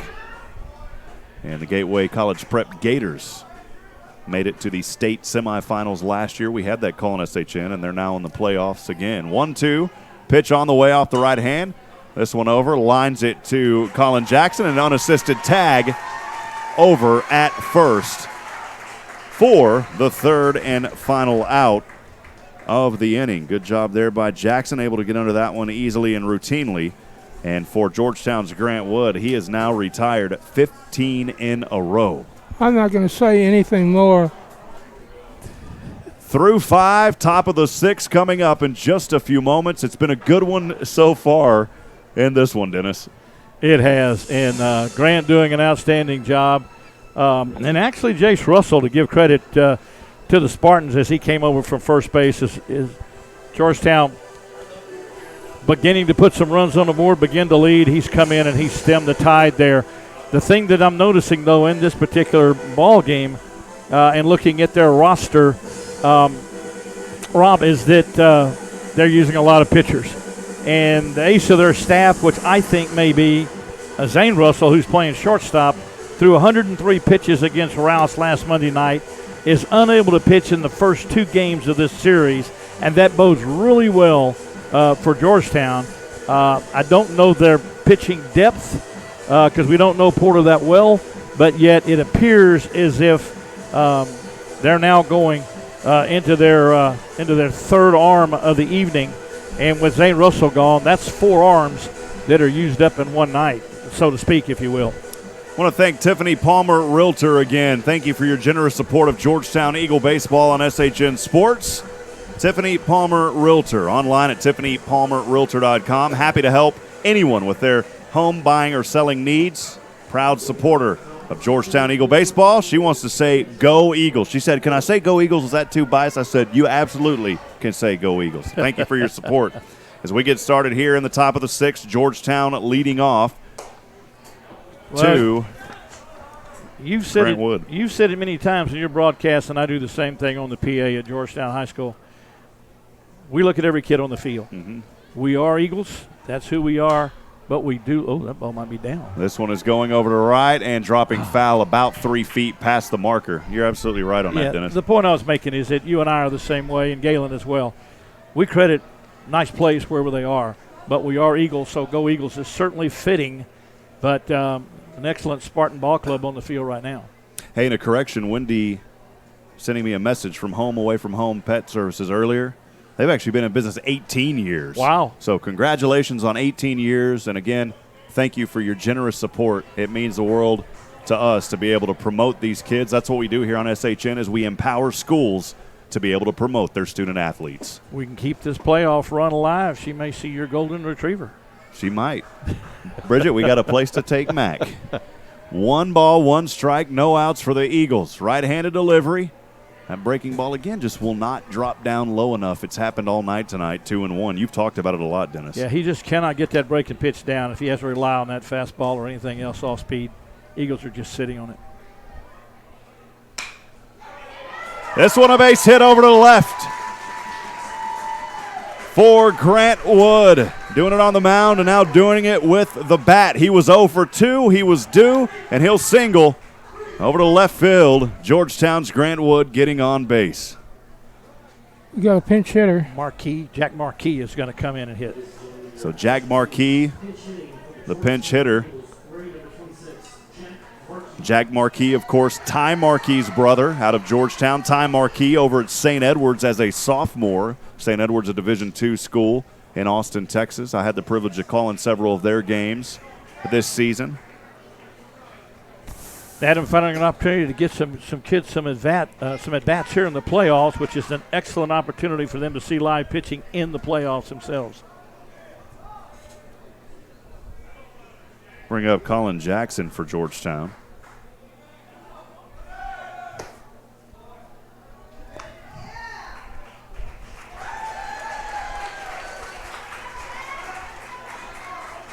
Eagles able to run on the sophomore catcher right now, Sherlock, again with a stolen base. That's 5 or 6 stolen bases, 7, I believe, for the night.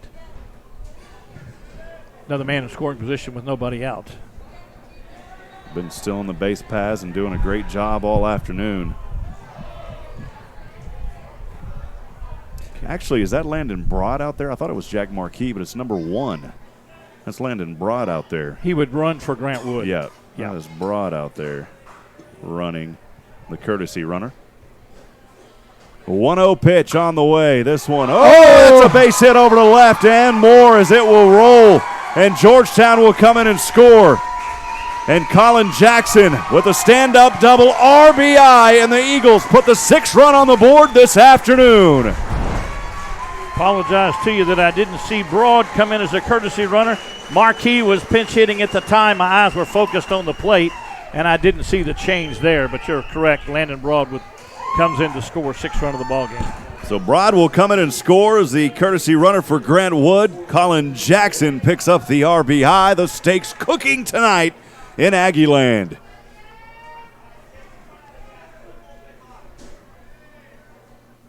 I'm going to bring up the catcher, A.J. Vasquez for Georgetown. Base runner over at second is Colin Jackson. After that stand-up double RBI moments ago, the first pitch a ball, 1-0, no outs. Georgetown leads 6-0 here in the top of the 6th.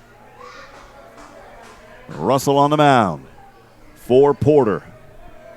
Of course, the Spartans in the red jerseys, white pants, right-handed fastball. This one hit hard. Could be trouble. Will it drop? And the catch is made over right by Hurd. Georgetown runner will advance over to third. And now on an error, possibly in the dugout, that's an automatic base advance and a run because he was on third. If he would have been on second, he would have only went to third. Because he was at third, that's why it was so important for him to get over there. He got there. The ball goes in the dugout. That's another run scored on the first error of the afternoon. The errant throw tipped off Ryan Westenberg's glove and eluded Russell and trickled into the dugout. So an unearned run for sure for Georgetown with a 7-0 lead. 1 away as we go to the top of the order. The third baseman, number 7, Jeffrey David. The pitch too low to the outside. And the count here, 1-0 early count. Georgetown's Jeffrey David. He is 0 for 3. And I can promise you he wanted to bat so bad. He wanted every opportunity to come back up because he is so due. Next delivery. Now the breaking ball finds a spot inside that strike zone. 1-1 count. A little bit more of a changeup than his curveball. Dropped in the strike zone for a strike. 1 ball, 1 strike, 1 away. Right-handed delivery on the way. Too low. Brings it to 2 balls and 1 strike.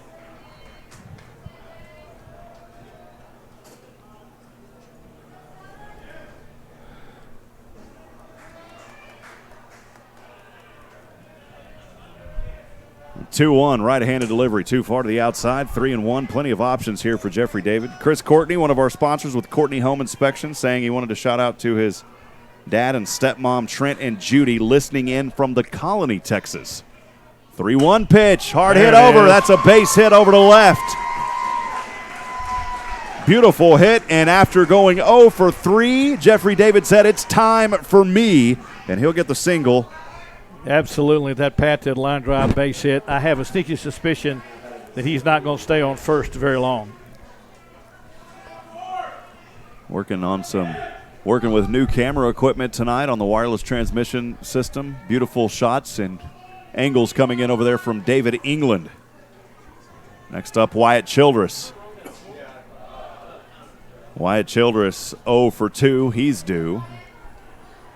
Pitch on the way to Childress. Brought the heat on that one to Russell and a swing and a miss, 0-1.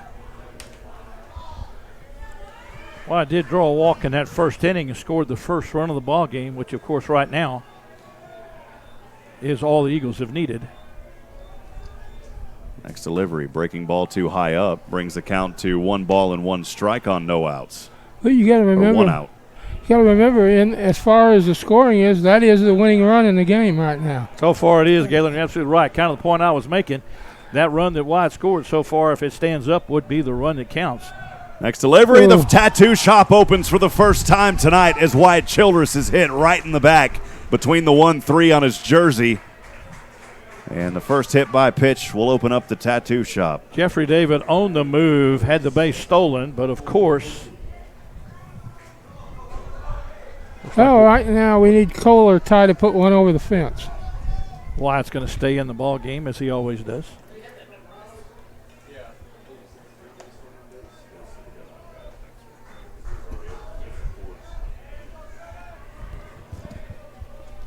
Bring up the shortstop, number 5, Cole Posey. Too far to the outside. Georgetown trying to steal over the third, and plenty of time, and standing tall as safe as Jeffrey David.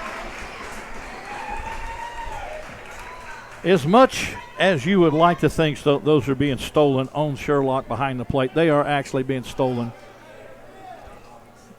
off the mound. Catchers get an awfully dim look when there's many stolen bases, but David had that bag stolen. There was nothing Sherlock could do at all. 1 ball, no strikes, no outs. Georgetown leads 7-0 in the top of the 6th, where they've put up 2 more insurance runs. Runners on first and third in the hot corner. Will take off, trying to steal over to second. Runner safe, and that'll come in and score a run. David will steal home. Very, very ill-advised throw by Sherlock down to second.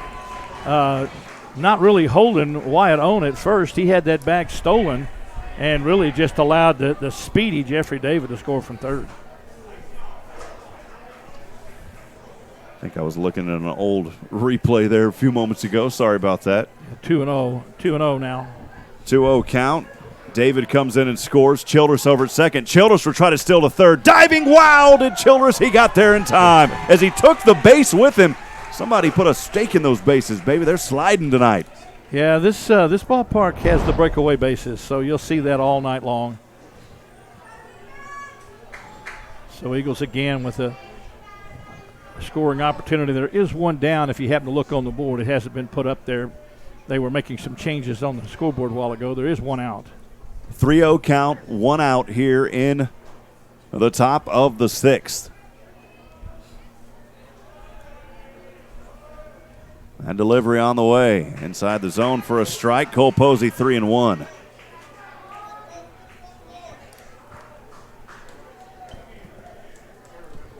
Three balls, 1 strike, 1 away here in the top of the 6th. Georgetown with 3 runs on the board in this inning. The breaking ball finds the zone here to bring it to a full count. And Dennis, if I'm not mistaken, we've only seen a full count maybe for the 2nd time tonight. We didn't see one all the way back until the 1st. That was when Colin Atkinson was on the mound. Quick look tells me about the same thing. Pop up over to right here, and actually the first baseman in foul territory will make the grab, and Georgetown runner not going to be able to advance on any sacrifice here. Good grab by Logan for the 2nd out. I really thought that Wyatt, with his speed, once he went down on that knee, might challenge that, but good job not to challenge that at all. Brings up the left fielder, number 10, Ty Tilson. Ty this afternoon, 1 for 2. Scored a run back in the 3rd. Georgetown leads 8-0. Delivery high into the outside. 1 ball, no strikes on 2 outs. With the 2 down, if the Eagles are going to score their 10 runs, they've got to plate Ty Tilson, who was at the plate. 1-0 right-hand delivery, too far to the outside. Good job by Sherlock, able to grab that one. 2 balls, no strikes on 2 outs.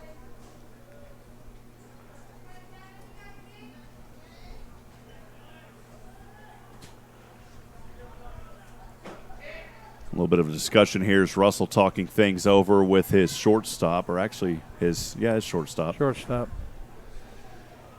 A bit of a chat going on out there. Well, and that's a brother-brother chat going on too. So possibly Zach seeing something that he wanted to pass on to his brother Jace.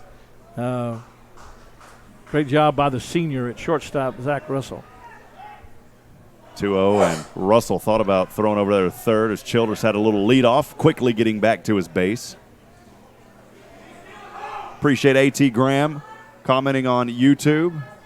Thank you for joining us this afternoon. 2-0 pitch. A little high up here for another ball, 3-0. Good options here for Georgetown's Ty Tilson. Hey, Dennis and Galen, Marty Griffith said to tell you hello. Marty says to ask Dennis about the press box. Marty, they're tearing it down. He said the memorial press box. Yeah. Remember, Marty, I told you it never said memorial on there. To the outside, and that'll be a walk. Marty Griffin, just an outstanding gentleman, outstanding man.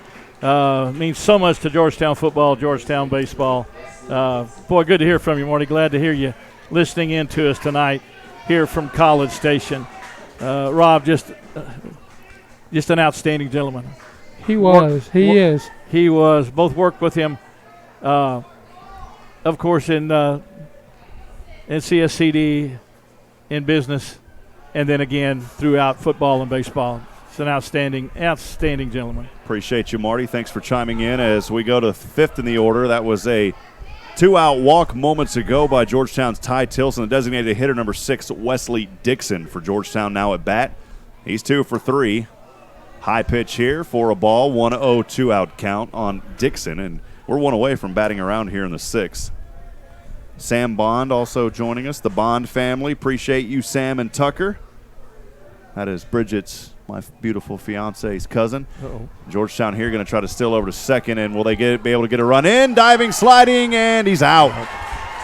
Childress was trying to come in and get that score, wasn't able to get there. And that will be the third and final out, caught stealing Wyatt Childress. But more damage done here in this inning by the Georgetown Eagles. In this inning, Dennis, they pick up 3 more runs. They get those 3 runs. Counting them up here, 1, 2 on 3 hits. There was 1 error and nobody. Actually, 1 left on. 1 left on base. Yeah, so, that's I'm sorry, Rob, go ahead. Now, I was just going to tell you, that's always that interesting 2-6-2 put out on a throw down to short and then back to home. So Wyatt just unable to get in under the tag. So we're through 5.5, bottom of the 6th, moments away. Georgetown has scored 2 runs in the first, none in the second, 3 in the third, and then none in the 4th and 5th, picking up 3 more in the 6th. Porter, no runs yet, trying to get on the board for the first time tonight. They'll have their work cut out for them as we start things in the bottom of the 6th. Leading off, we'll go to the bottom of the order with the second baseman, Jack Tatum. The freshman will start things off. And then we'll go to the junior, Aiden Hurd. And then last but certainly not least, sophomore. We will head over to the sophomore. So every classification besides senior getting a little action here to start things in the bottom of this inning. As we've said several times, they only have 3 seniors in their starting lineup, and they're their first 3 hitters. Outside of that, it goes to junior, sophomores, and a freshman, and this is the freshman right here. Well, a quick chat before things get started as Georgetown catcher A.J. Vasquez will talk briefly on the mound with Grant Wood. A very quick pat discussion, and he will head back behind home plate in his catcher's box. As we get things started here in the bottom of the 6th, thanks for joining us on SHN Sports.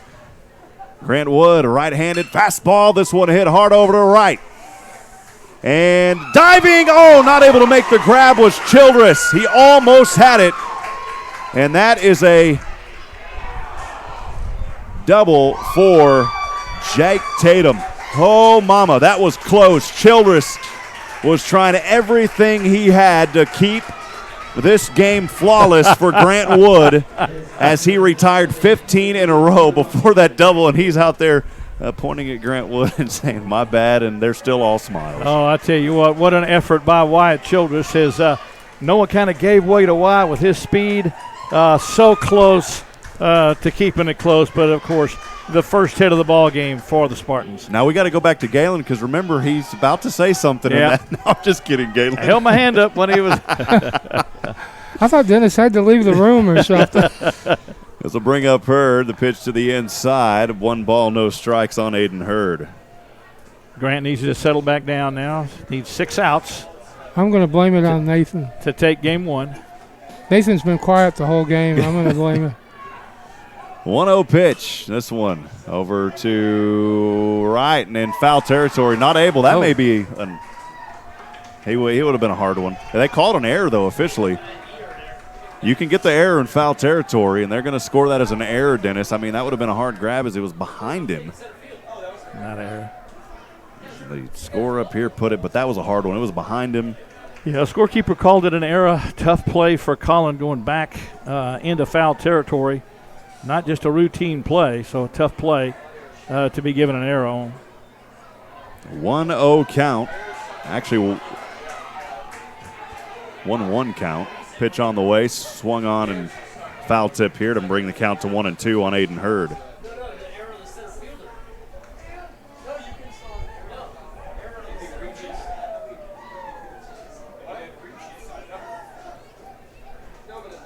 One ball, 2 strikes, Dennis, from my score sheet on Aiden Hurd. And a little bit of a discussion here. Because that last one, now they're calling it 1-1. Yeah, it's 1-1. I'm still trying to figure out, to be quite honest with you, what Tatum is doing on third. 1-1, this one will foul back and come over. Yeah, Aiden is over there, or Tatum is over at third. Yeah, Tatum advanced on the drop foul, but nothing's been said from our dugout. Very confusing play, even from up here. But I believe the count is 1 ball and 2 strikes. 1-2 the count. Woods pitch on the way. This one will hit over to Whittington. Whittington will throw over to first. Sacrifice, though, will bring in the first run for Porter, as Tatum will come in and score the run. Aiden Hurd with the RBI on the sacrifice. That's not a sacrifice, Dennis. No, I'm all out of sorts because of that play. That's just a grounder. Fielder's choice ground ball, run scores. What? An 8-1 ball game, but I'm still trying to get him to figure out how he got to third. Yeah, that's what I was confused on. I was thinking of that while we were sitting here trying to call that. Yeah, an error went up at a time that I didn't think it was, but that's the official scorekeeper's call. Georgetown has no errors now. Thank you very much. That makes more sense to me. As I was telling Rob, I haven't been able to find an error. I couldn't find an error anywhere. Would have been a hard one here. 0-1. This one will chop over. David makes the running grab. The flip over to first, and David continues his domination from the third base tonight. Jeffrey decided that he was going to emulate Cole Posey on that little sidearm submarine throw for out number 2. Dennis will look at it on the replay here. It is just fun to watch. Well, we missed, unfortunately, that throw, but you get the idea.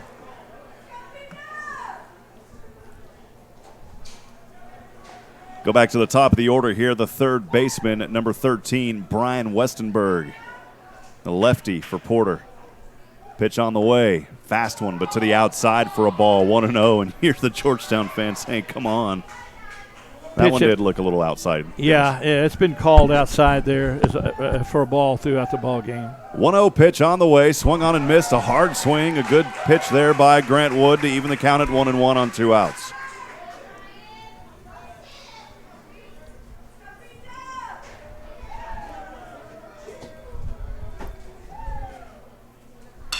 This one chopped over. And trying to make the play back, and he's out. Wow, field work continuing by the Eagles. We'll take a look at this one on the replay. Beautiful work there as Colin Jackson mishandled it. But Whittington able to come around there, I believe it was Dennis, and help him out and make that play for the third and final out. Absolutely a great play. Colin never gave up on it, but you have to give credit to Grant Wood, who was in the right place at the right time at the bag for the throw. Colin never hesitated, came up and made the throw, and got Wood as the speedy Brian Westenberg. So great play all around by your Eagles. On the bottom of the 6th, 1 run on 1 hit, no errors, no one left on base. As we take this moment to go ahead and thank some more of our wonderful sponsors here on SHN Sports. I want to thank Joel Holcomb with Advocare. And a lot of athletes out there, a lot of not just athletes, but people in general. If you want to feel good, Spark is a great product. I've taken it off and on for years. I need to get back on it. A good, healthy alternative for those of you that are trying to stay healthy. Jackie and Joel Holcomb can help you find that health where you want to be. Check them out online. Just search for Jackie and Joel Holcomb Advocare, one of the top distributors not only in the state of Texas but throughout the U.S. Does a great job. I've known Joel a very long time. His word is a word of gold, and he'll help you out and find that health goal. Jackie and Joel Holcomb, thank you. I want to thank Minuteman Press of Georgetown, MMPTX.com for all your printing needs. Our good friend Ricky Poe with Georgetown Jewelry, buyers of Cellar Gold and more. And holidays are right around the corner, Dennis. It's every holiday. You know, speaking of that, though, thank you, Ricky Poe. Man, I went to a store. I'm not going to say what. They already got Christmas stuff. I said, oh, this is getting out of hand. Pretty soon it's going to be all year round. Hey, it's June and Christmas these days. I don't know what it is, but it's June and Christmas. Hallmark Channel's been showing Christmas movies for a month. June and December. And we'll go to the top of the 7th inning here, and that high pitch to lead things off. Wesley Dixon. Is Wesley Dixon. Too high, and the count 1-0. Moments ago, as you saw the fan stand reporters there on your camera, Emily England and Sue Ellen Albright, appreciate what they do, and appreciate Snoop Daniel with Fan Stand in the Central Texas area. They cover high school sports like nobody else. 2-0 pitch. Next delivery by Russell. Left leg up, right-handed delivery, too high to the inside, 3 balls and no strikes. Eagles have activity in their bullpen right now. Can't tell if that's Ryan Pearson or not. Pitch in there for a call strike. Maybe David can pick that up when he gets an opportunity. He was pointing fingers. I can't see. Nathan said it was 23. I just can't see that far. And no.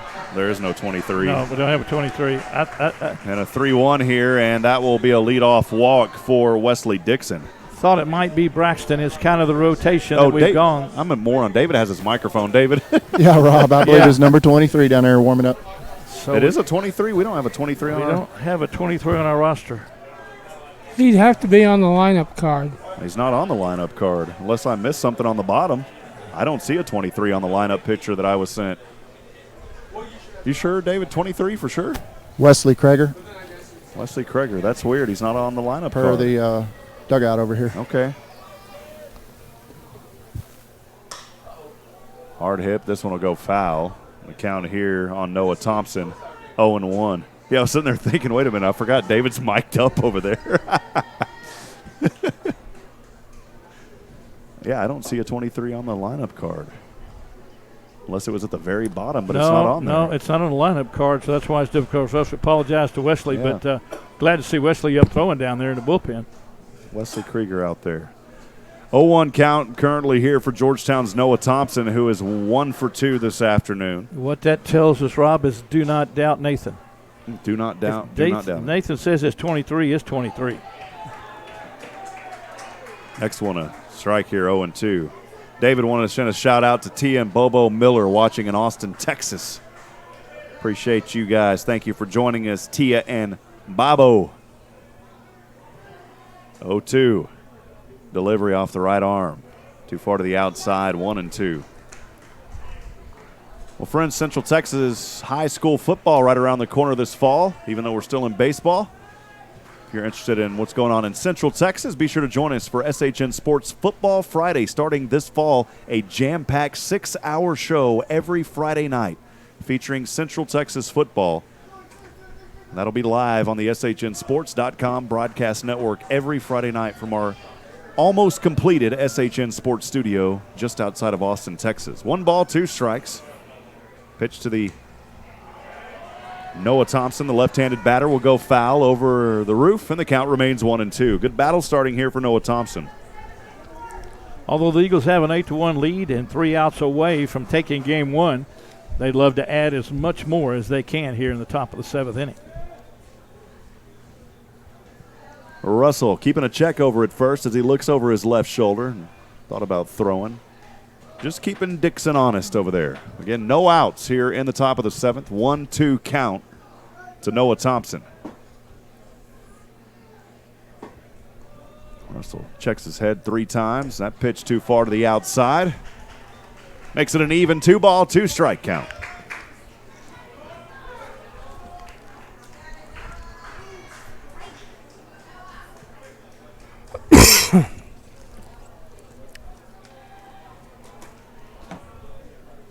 2-2. Swung on and missed. Strikeout swinging. And that is the second strikeout for Russell. One away here in the 7th. For Noah, Rob, that's one of those that just absolutely everything he had went into that swing right there. Take us as we start the bottom of the order, the pitcher. Grant Wood. We have a pinch hitter here. Yeah, it is. It's number 21. Jack Hellman. Yep, Jack Hellman. Thank you for that. I just noticed it. Yep.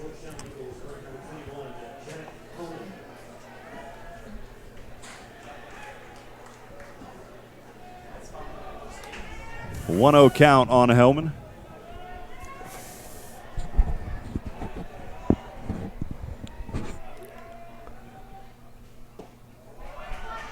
Pitch there too low. Called a ball. 2-0 here on Hellman.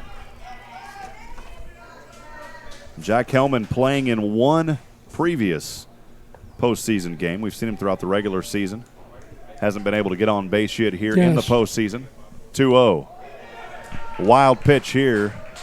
Will advance runner over to second. Give it to Dennis. Wesley Krieger. Yeah, we got a book there with Wesley Krieger. Appreciate that. It is 23 that was in that warm-up. We were talking about that way a while ago. 3-0 count. The junior right-hander.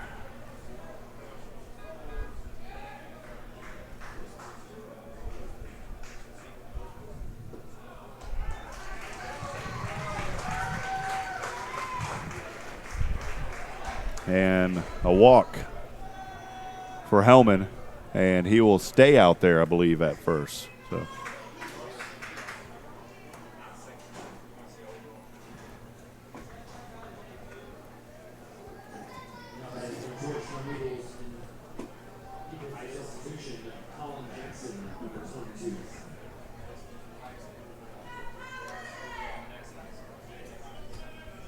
Colin Jackson's been hit in the game. Colin Jackson, of course, stayed in to play first. Jack Markey hit for him the last time up, but he just re-entered the ball game, so he'll come back up. Georgetown has a courtesy runner at first base, but unable to pick that number up. Dennis, if you're okay with it, I may send it over to you just for a few moments. I got to take care of something on one of our video, if that's okay, Dennis. Absolutely, no problem at all. I'll let you know this time instead of just walking away. First pitch on the way to Colin Jackson. Jackson pops out to Sherlock, his only appearance today, but has done an outstanding job at first base. Runners at first and second. There is one down. Colin Jackson, of course, batting from the left side. First playoff appearance, and he puts a charge in it.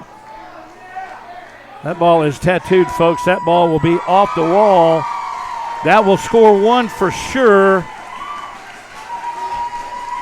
As coming in to score is Wesley Dixon.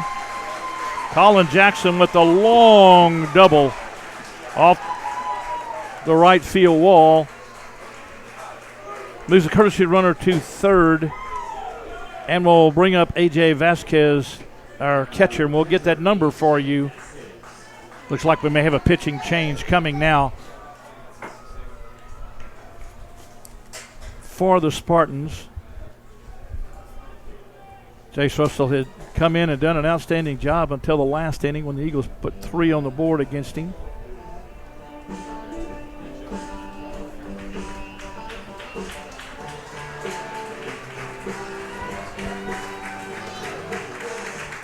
I believe, again, that's Landon Broad that's running at first base, folks. Our apologies for that. Now coming to the mound for the Spartans.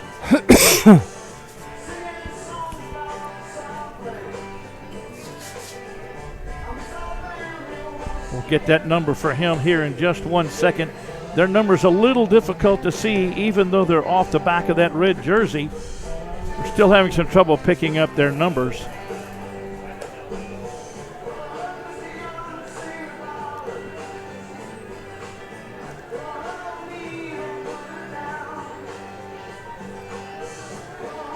But I believe that's Logan Martin that's coming over from first base.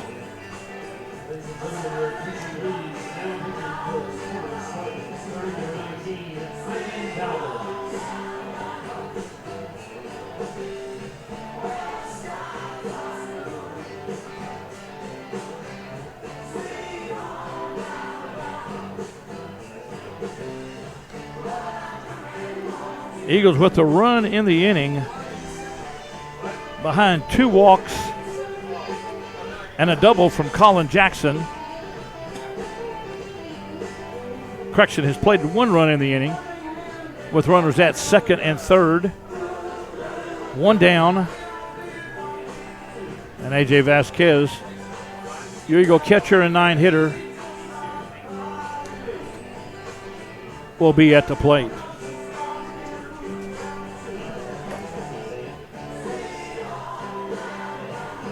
And that is Landon Broad again. I just want to clarify again for you that was Landon. Thought it was, but wasn't 100% sure from here. So your Eagles are up 9-1. As A.J. Vasquez steps in to face the big right-hander for the Spartans. Rob back into the booth, so we'll turn it back to him. There is 1 down in the inning. Rob, back to you. I'll have to get caught up on the score here as Vasquez. Colin Jackson, he doubled just then? Yes. Oh, and now a tattoo shop hit on a hit by pitch will load the bases. And so when Jackson doubled, he brought in 1 run. Is that correct? Yes, 1 run scored. Moved runners to second, third. So that was Dixon he brought in? Right. Jaden Chinnis will now courtesy run. So we have courtesy runners at first and third with Colin Jackson in the middle at second. Bases are loaded for your Eagles. Jeffrey David, who got on in the hit parade last time up, steps to the plate. Landon Brawls at third.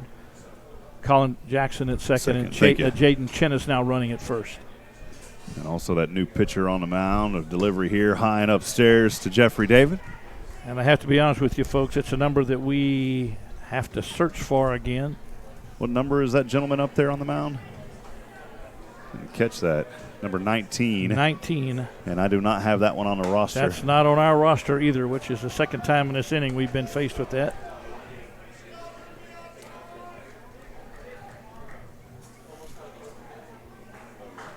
The count here to Georgetown's Jeffrey David. Eagles lead 9-1. Next right-handed fastball got him in the zone for a strike. Beautiful pitch, 2-1. 19 is Nan Valdez. Just found him on one of their other rosters. So Valdez is on the mound now. Appreciate that, Dennis. Yes. Valdez, the next one. Close to hitting him. We'd like for people to know that we get a lineup card, but not always is every name on that lineup card. So sometimes it becomes difficult in the middle of the ball game as quickly as we have to work to get the correct name on the. Ivan Valdez. And the next one here, another ball, and that'll force a run as Broad will come in and score the run on the force. And David. Yeah, Ivan, yep. Will reach over. That one was on there. We just made it was kind of small and down. I didn't catch it. Well, he goes 1, 2, 3, 4, 5, 6, 7, 8, 9, 19. Yeah, no. So where did 19 fit? He doesn't fit. He should be over with the 18s and the 16s. So he was just a late addition. Small name, small number. Chinnis out at second now as the courtesy runner. Ball upstairs. Jackson over at third, and then Jeffrey David at first. 1-0 early count here on Wyatt Childress. 1 away, Georgetown commanding 10-1 lead. And really the run rule doesn't matter now because we're in the 7th anyway. Right. Eagles needed these 3 runs earlier, or 2 runs earlier. 10-1 the score. Aces across the board. Pitch to the outside. 2 balls, 1 strike.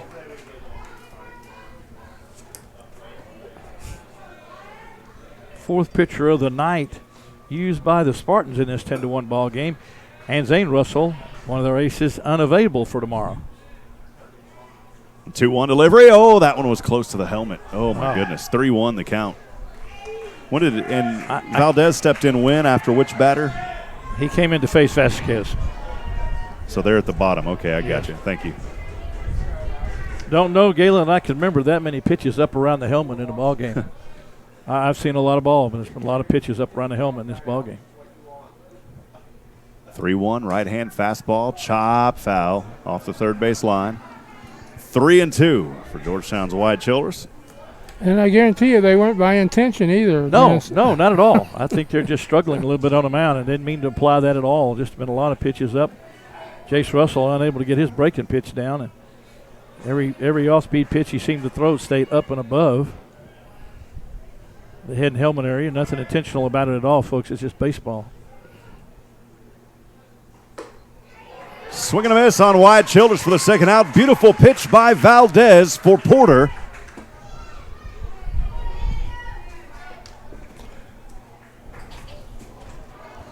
And that'll be a strikeout swinging for Wyatt Childers, his first strikeout of the afternoon. 2 away here in Bryan, Texas. It'll take us a third in the order. The shortstop, number 5, Cole Posey. Valdez, first delivery to Posey. Clipped the corner, called it a strike, 0-1. Pitch that's been basically called outside throughout the ball game, but 10-1, it might expand a little bit in a 10-1 ball game. 0-1 delivery, too high upstairs, easy to count at 1-1. Luke Scott, Georgetown Tennis. Hello, shout out to the Georgetown Tennis team. They're watching from the state tournament. So hello to Georgetown Tennis. And good luck to them in the state tournament. You betcha. Ben Hahn watching from Luke Air Force Base in Phoenix, class of 2009. Thank you for your service, Ben. And thank you for watching. 2-0, the next one a ball. We also want to say hello to Melissa Vasquez, watching from Corpus Christi, Texas. Appreciate the Vasquez family, and thank you always for chiming in. 2-1 here, 2 outs. Georgetown leads 10-1 in the top of the 7th. Valdez, next delivery. Too far to the outside, and just moments ago it looked like that one was called a strike, 3-1. You just got to play it.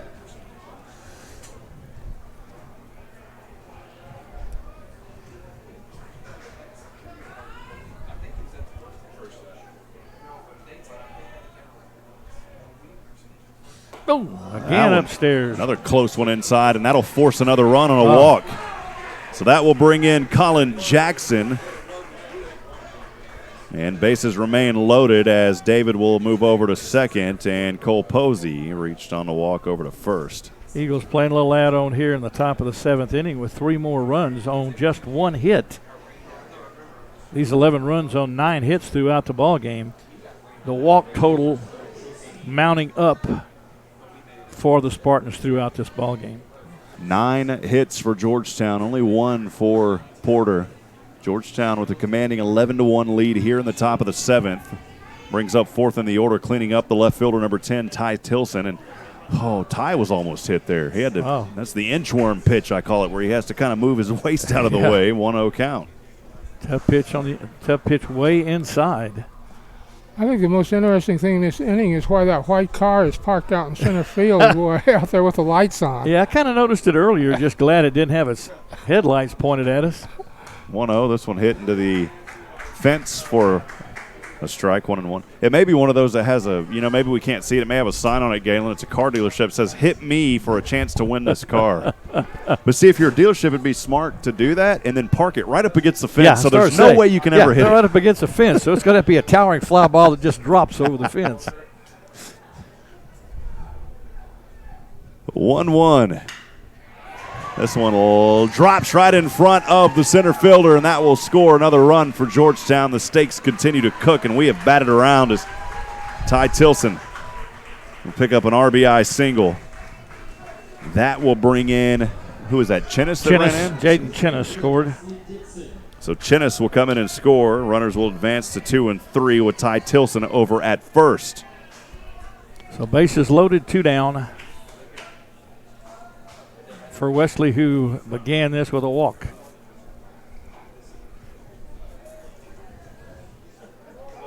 That's a balk, yep.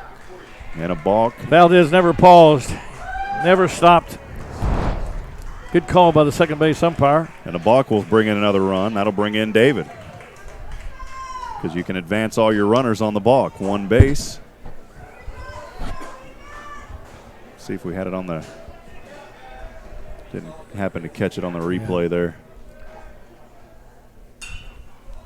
This one over to first, foul territory just in front of the fan seating over off first base. 0-1 count here on Wesley Dixon. We've batted around.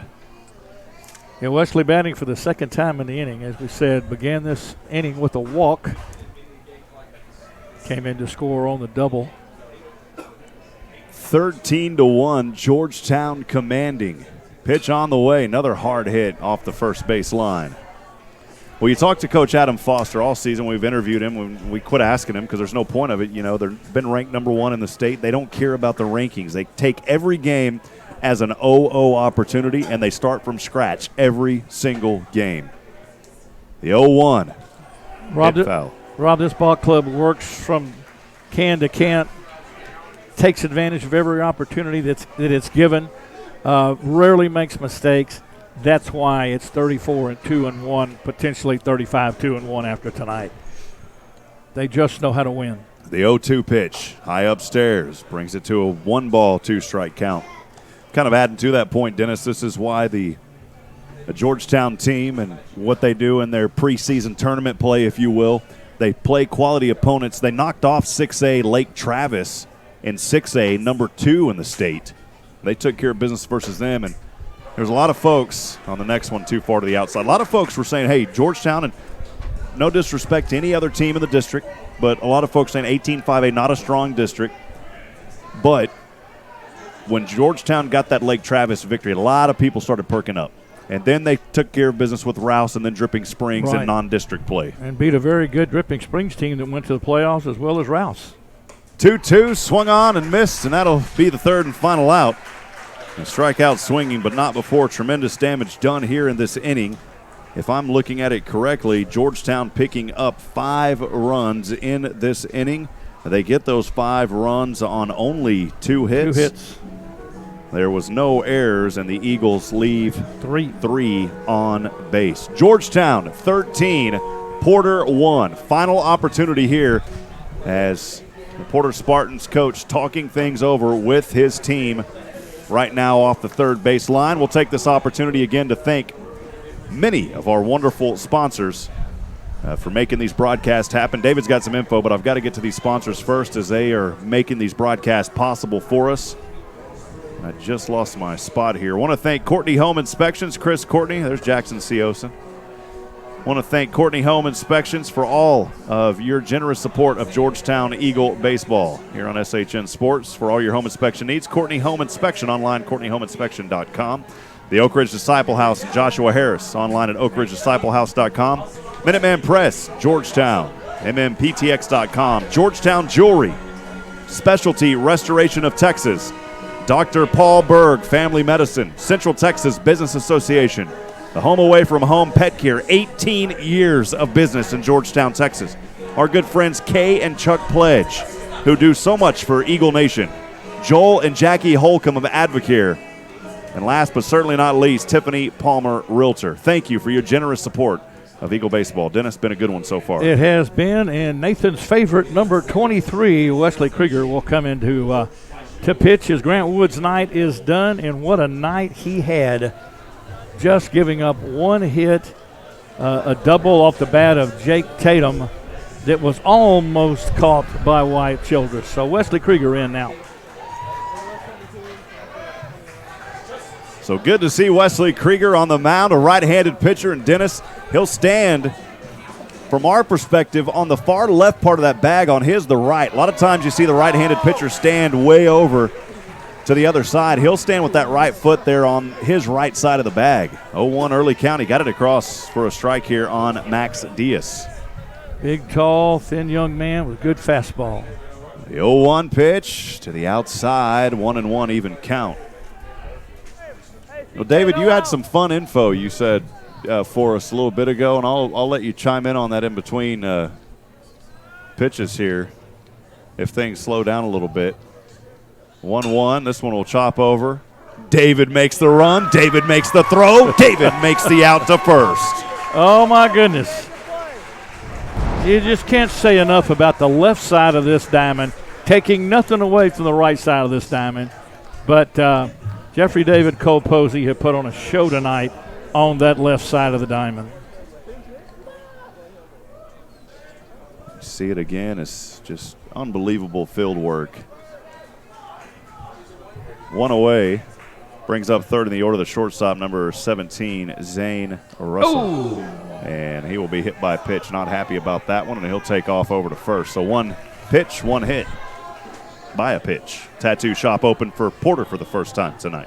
Never anything to worry about on that. That ball just got away from Wesley. Nothing would ever come from a 13-1 lead. Just got away from him just a little bit. Zane Russell, solid senior shortstop, trots down to first base, appears to be all right. Pinch hitter here, number 4, Alex Gomez, a senior, in that fourth spot now. Only the second base runner of the night. That pitch a little too low. Called a ball, 1-0 early count here on Alex Gomez. The second base run of the night, Rob, for the Spartans, with one out in the bottom of the seventh inning.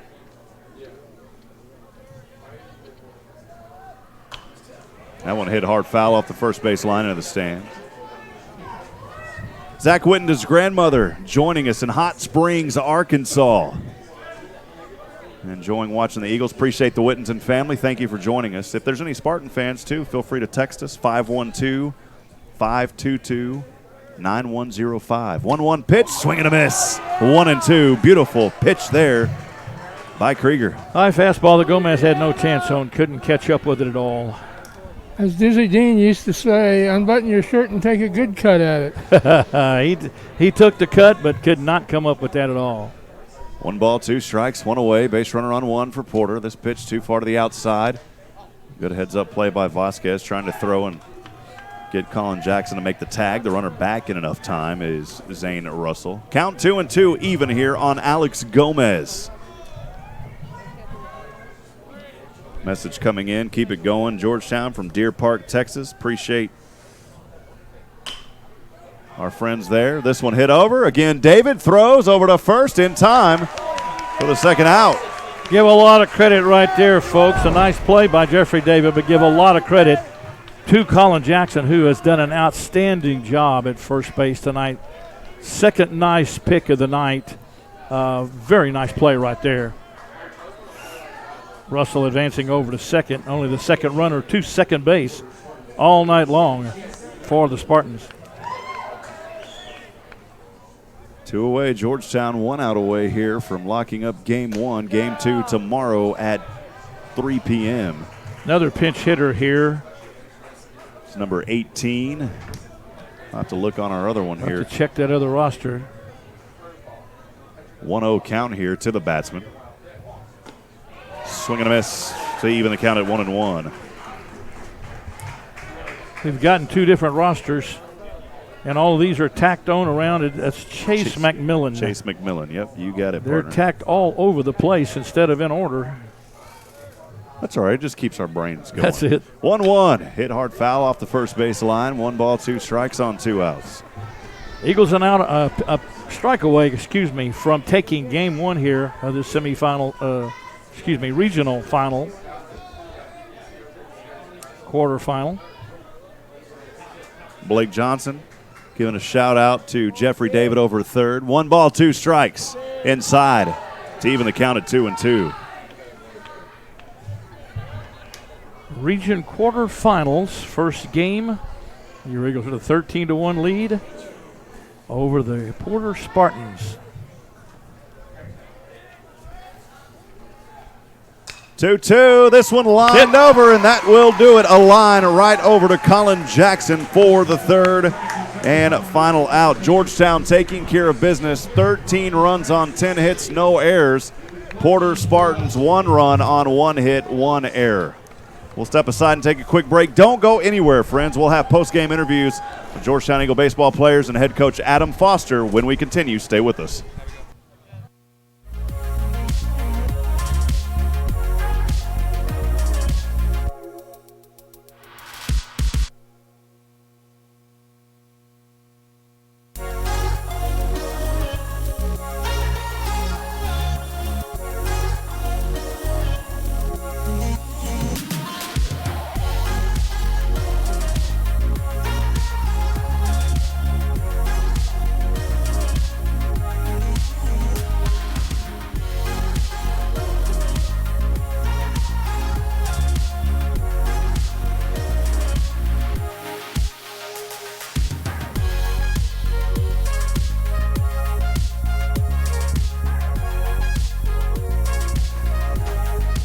Welcome back, Georgetown Eagle Baseball. We'll have those post-game interviews in just a few moments. Dennis and Galen, I'll leave it with you guys as I head down to the field to talk to the players and Coach Adam Foster. All right. Thank you very much, Rob. A great win.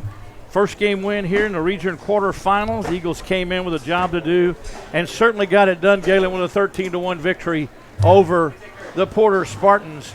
Not sure the Spartans know yet what this Georgetown Eagle team looked like coming in, but they do now. I'll tell you what, you set in this final seventh inning, and you wonder what would happen if it was six-man football where they have the mercy rules. Yeah, it would actually be that same way. Georgetown is just absolutely clicking. They've been clicking on all cylinders all season long, but clicking on all cylinders right now in the playoffs. Of course, that's the Spartans' first loss in the playoffs. Eagles continuing along with their fourth win in the playoffs. Need one more tomorrow to advance to region semifinals. So cannot say enough about this lineup top to bottom. Grant Wood again, Galen coming in doing the job that we saw him do last week. Started the first game against the Cougars of College Station. Pitched roughly this same ball game in a 4-1 victory.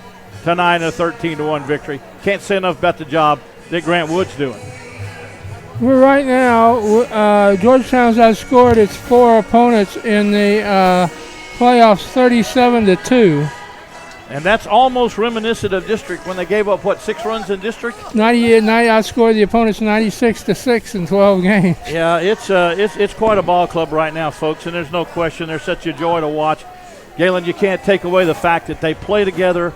They enjoy being with one another, and you can see that all the way up and down. Credit that to Adam and Dusty and Jordan for the job that they've done. Dennis, you've played baseball. How do you know those kids down there in red right now? How do you get? What do you do tomorrow? How do you get up to come play tomorrow? Well, I think that's going to be a tough thing for their head coach to do, because you're looking at a team that came in here is undefeated, hasn't lost. You go back.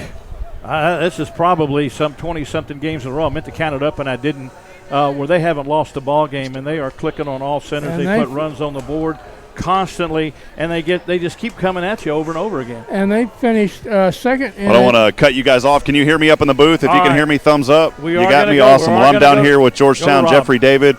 Dave, we'll talk to you several times this season. We'll talk to Colin Jackson here in a little bit, but my goodness, man, that third base hot corner, they call it a hot corner for a reason. Making throws out there. We were joking around. We said, man, now he's starting to look like Cole Posey with those slide arm slingers out there. But your team, in all seriousness, you come out here, you take care of business against a very tough Porter Spartan team who just defeated previously undefeated in district Rouse, who was rocking and rolling 13-1. Talk about this game and the mindset going into it. This week we're just trying to get as much information on them as we could. We just knew that we're going to get a solid team because there's no bad teams in the third round. And from here on out, they're just going to get better. So we just tried to prepare ourselves and get better at the things we do good and play our game. Well, again, continuing to roll here in the playoffs, Jeffrey David, that third base so critical. What's it like being out there at that third base line? Because you've got a lot of weight on your shoulders for your teammates.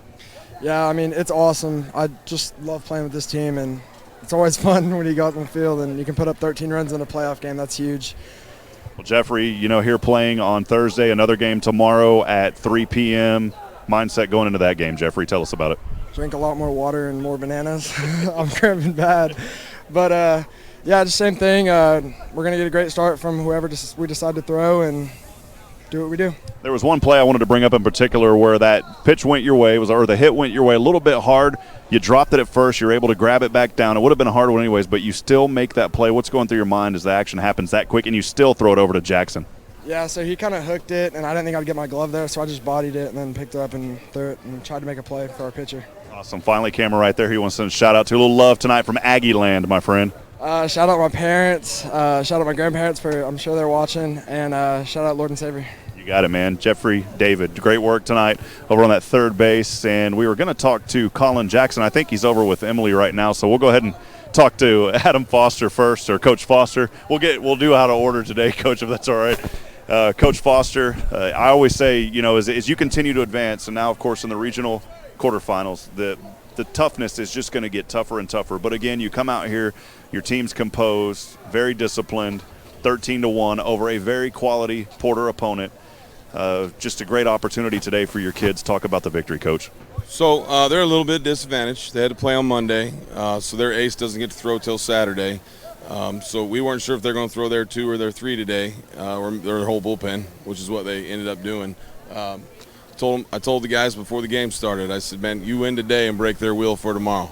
You make sure today beats them tomorrow. And the guys came out and did that today. We still didn't play our best, but Grant Wood was an absolute stud today on the mound. Defense was rock solid as always, and we left a few guys on base today, and happy for the guys, man. We still got to get one more. I saw you look over there. That wasn't a student. That was one of your assistant coaches over there having a little fun today. Fun. Hit me right on the end of my toe. Well, Coach, always so awesome to play here at Bomber Stadium. This facility, this area, what's it like playing on this turf and just getting your kids out here and letting them have an opportunity to have some fun and continue to win? We get this field just because of rain. It's a great ballpark. It's a huge ballpark with the wind blowing in, and it's a great venue for fans to sit at, and they're great hosts, so we really appreciate them having us out. Coach, and we'll interview Colin Jackson here next, but his play over at first coming in today playing in place of Jackson Seosin, who was out today. Talk about his play at first. He did a phenomenal job out there. Yeah, we told Jackson all we needed to do is to show up and play some defense, and he did that today. He did really well. Very proud of him. And then he was about 5 mile an hour less wind of having a bomb tonight. That ball was absolutely murdered. Awesome. Well, appreciate you. As we've done in the playoffs, cameras there. Who do you want to say hello to tonight, Coach? Tonight, the family's all at home, so shout out to the family. And my grandparents, don't know they were watching. I got a bunch of family watching tonight. So we love you guys. Thank you all for the support. Awesome, Coach. Appreciate you, Coach. Coach Adam Foster. Appreciate all the things that Coach Adam Foster, Jordan Vieira, and everybody else does here at Georgetown. We'll bring over now Mr. Colin Jackson. Colin, first time, I think, interviewing here on SHN Sports. So good to have you out here playing at first base tonight in place of Jackson Seosin. Talk about the game and just, I was talking to Jeffrey. Routinely, we see so much great play between Jeffrey David and Jackson Seosin. But tonight, it's just like you guys just picked up like you've been playing for years. Just talk about that, just really that sense between you and Jeffrey tonight, knowing that you were going to come in and play at first. Well, I know Jeffrey. I know all the infield guys. I know how they kind of are, but I just got to go in and just do what I got to do. That's really it. Well, as Coach said, if the wind wouldn't have died down, you may have hit one out of the park tonight. What was going through your mind on that hit? I just saw it and I just hit it. That's really it. Well, your team, of course, rocking and rolling here, not only in preseason through postseason now and taking care of business up against a very tough Porter team. You take care of business here 13-1. You play again tomorrow. What kind of preparation do you go to from now? Jeffrey David said, I got to drink more water and eat more bananas. I'm cramping. What preparation do you go through as you look forward to another game here coming up tomorrow? Really, I just do the same thing every day, just hit BP, just stretch and get mentally prepared for the game. Awesome. Well, final thoughts on this one. I know you've got to be happy with the victory tonight. Definitely. Awesome. Camera right there on you. I like that. Short and sweet, man. Camera right there on you. Who do you want to send a shout-out to? A little love tonight from Aggie Land, man. Shout out to my mom, my mama. They're at home right now. My dad was here. Shout out to my sister, just the family. And then shout out to these guys. Awesome. Colin Jackson, appreciate you, young man. Congratulations on a very well-earned victory tonight as the Georgetown Eagles take care of business yet again here in postseason play. For now, though, I'll send it back up to Dennis Allman and Galen Welnicki. Guys, right back up to you. I'll be there in a few moments. All right. Thank you, Rob, very much. We'll stay with it till Rob gets back up here. But Galen, again, can't say enough about the job that Adam's done with this ball club over the last, not just this ball club, but with this Georgetown Eagle program over the last, my goodness gracious, 7 years that he's been here. What an outstanding job. And this ball club right now, I think might be one of the smoothest oil machines that I've seen in a long time. Mm-hmm. They just come after you. Yeah, they do. And they just take it in stride and handle whatever challenge gets in front of them. Well, Adam said it well when he said that he told the kids, you come out and jump on them today and you break their spirit for tomorrow. I have to believe that Porter's on the way back home right now going, what do we do tomorrow? That's a long ride. Back to the other side of Houston. That's a long ride where you have to just sit there and, you could play the funniest movie that's ever been made on the bus going back, and they wouldn't see a lot of them wouldn't see any humor in it. It wouldn't raise their spirits one bit. Not at all. After taking a licking like that. Well, tonight, of course, as Adam alluded to, and we had heard earlier before we started, Rob's back up with us, so we'll wrap things up pretty quick. But we knew that Zane Russell couldn't go there, and he is their ace, and he can't go till Saturday. A win tomorrow, we'll never see Zane Russell. because the Eagles can take it in 2 games and advance on the region semis. But we got into their bullpen. We got deep into their bullpen. Looking at their pitching staff, they don't have a lot of arms to throw tomorrow. Right. And we'll probably start Brindley, which is the MO from last week. We start Jack Brindley, and Jack's as solid as can be. Hadn't been beaten. Porter's up against the wall. Well, Georgetown, as we switch gears and kind of refocused, David down here, appreciate you, David, and all the fine camera work that you do. Thank you, Galen, Dennis, everybody here tonight, David and Nathan, and also Bridget for helping out today, too, helping bring some stuff up here. A tremendous victory for Georgetown. They come in, they take care of business against a very tough Porter Spartan team, but Georgetown, they've got a lot riding on right now, and if they keep that mentality of 0-0 like they always do, you know what, they're happy with the win. I think they forget about it, and they just move on and say, we're going to play again tomorrow. Absolutely. We got the victory, but we didn't get the series. Let's go tomorrow and get back to work. I think so, and it'll tell you a little bit, too, about this Eagle team in this series. Spartans second in their district in a very, very tough district. We'll probably see Tomball next week if we get by tomorrow's game, the winner of their district. They're a very tough district. They're a young ball club, but they're competitive, and they'll come in and they get you a Rousel, a test of that last Monday night. 1 game away. I'm thankful that we're deep into their bullpen right now. I'm not sure what their starter will be tomorrow, but right now I think your Eagles are ready to come out and take game 2. Galen, your final thoughts on this one? It'll be Galen? a lot easier for Georgetown to get on the bus tomorrow and ride here tomorrow morning than it will be for Spartans to come back.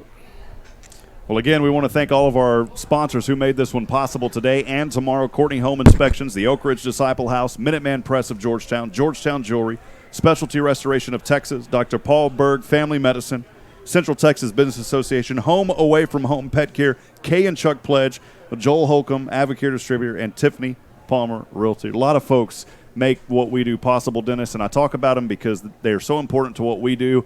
Today we brought out some new equipment. We wouldn't have been able to get that equipment if it wasn't for the generous support of our sponsors. So we thank them. Overall, a great game for Georgetown, 13-1. You know that Porter's not going to go down without a fight. So they're going to come.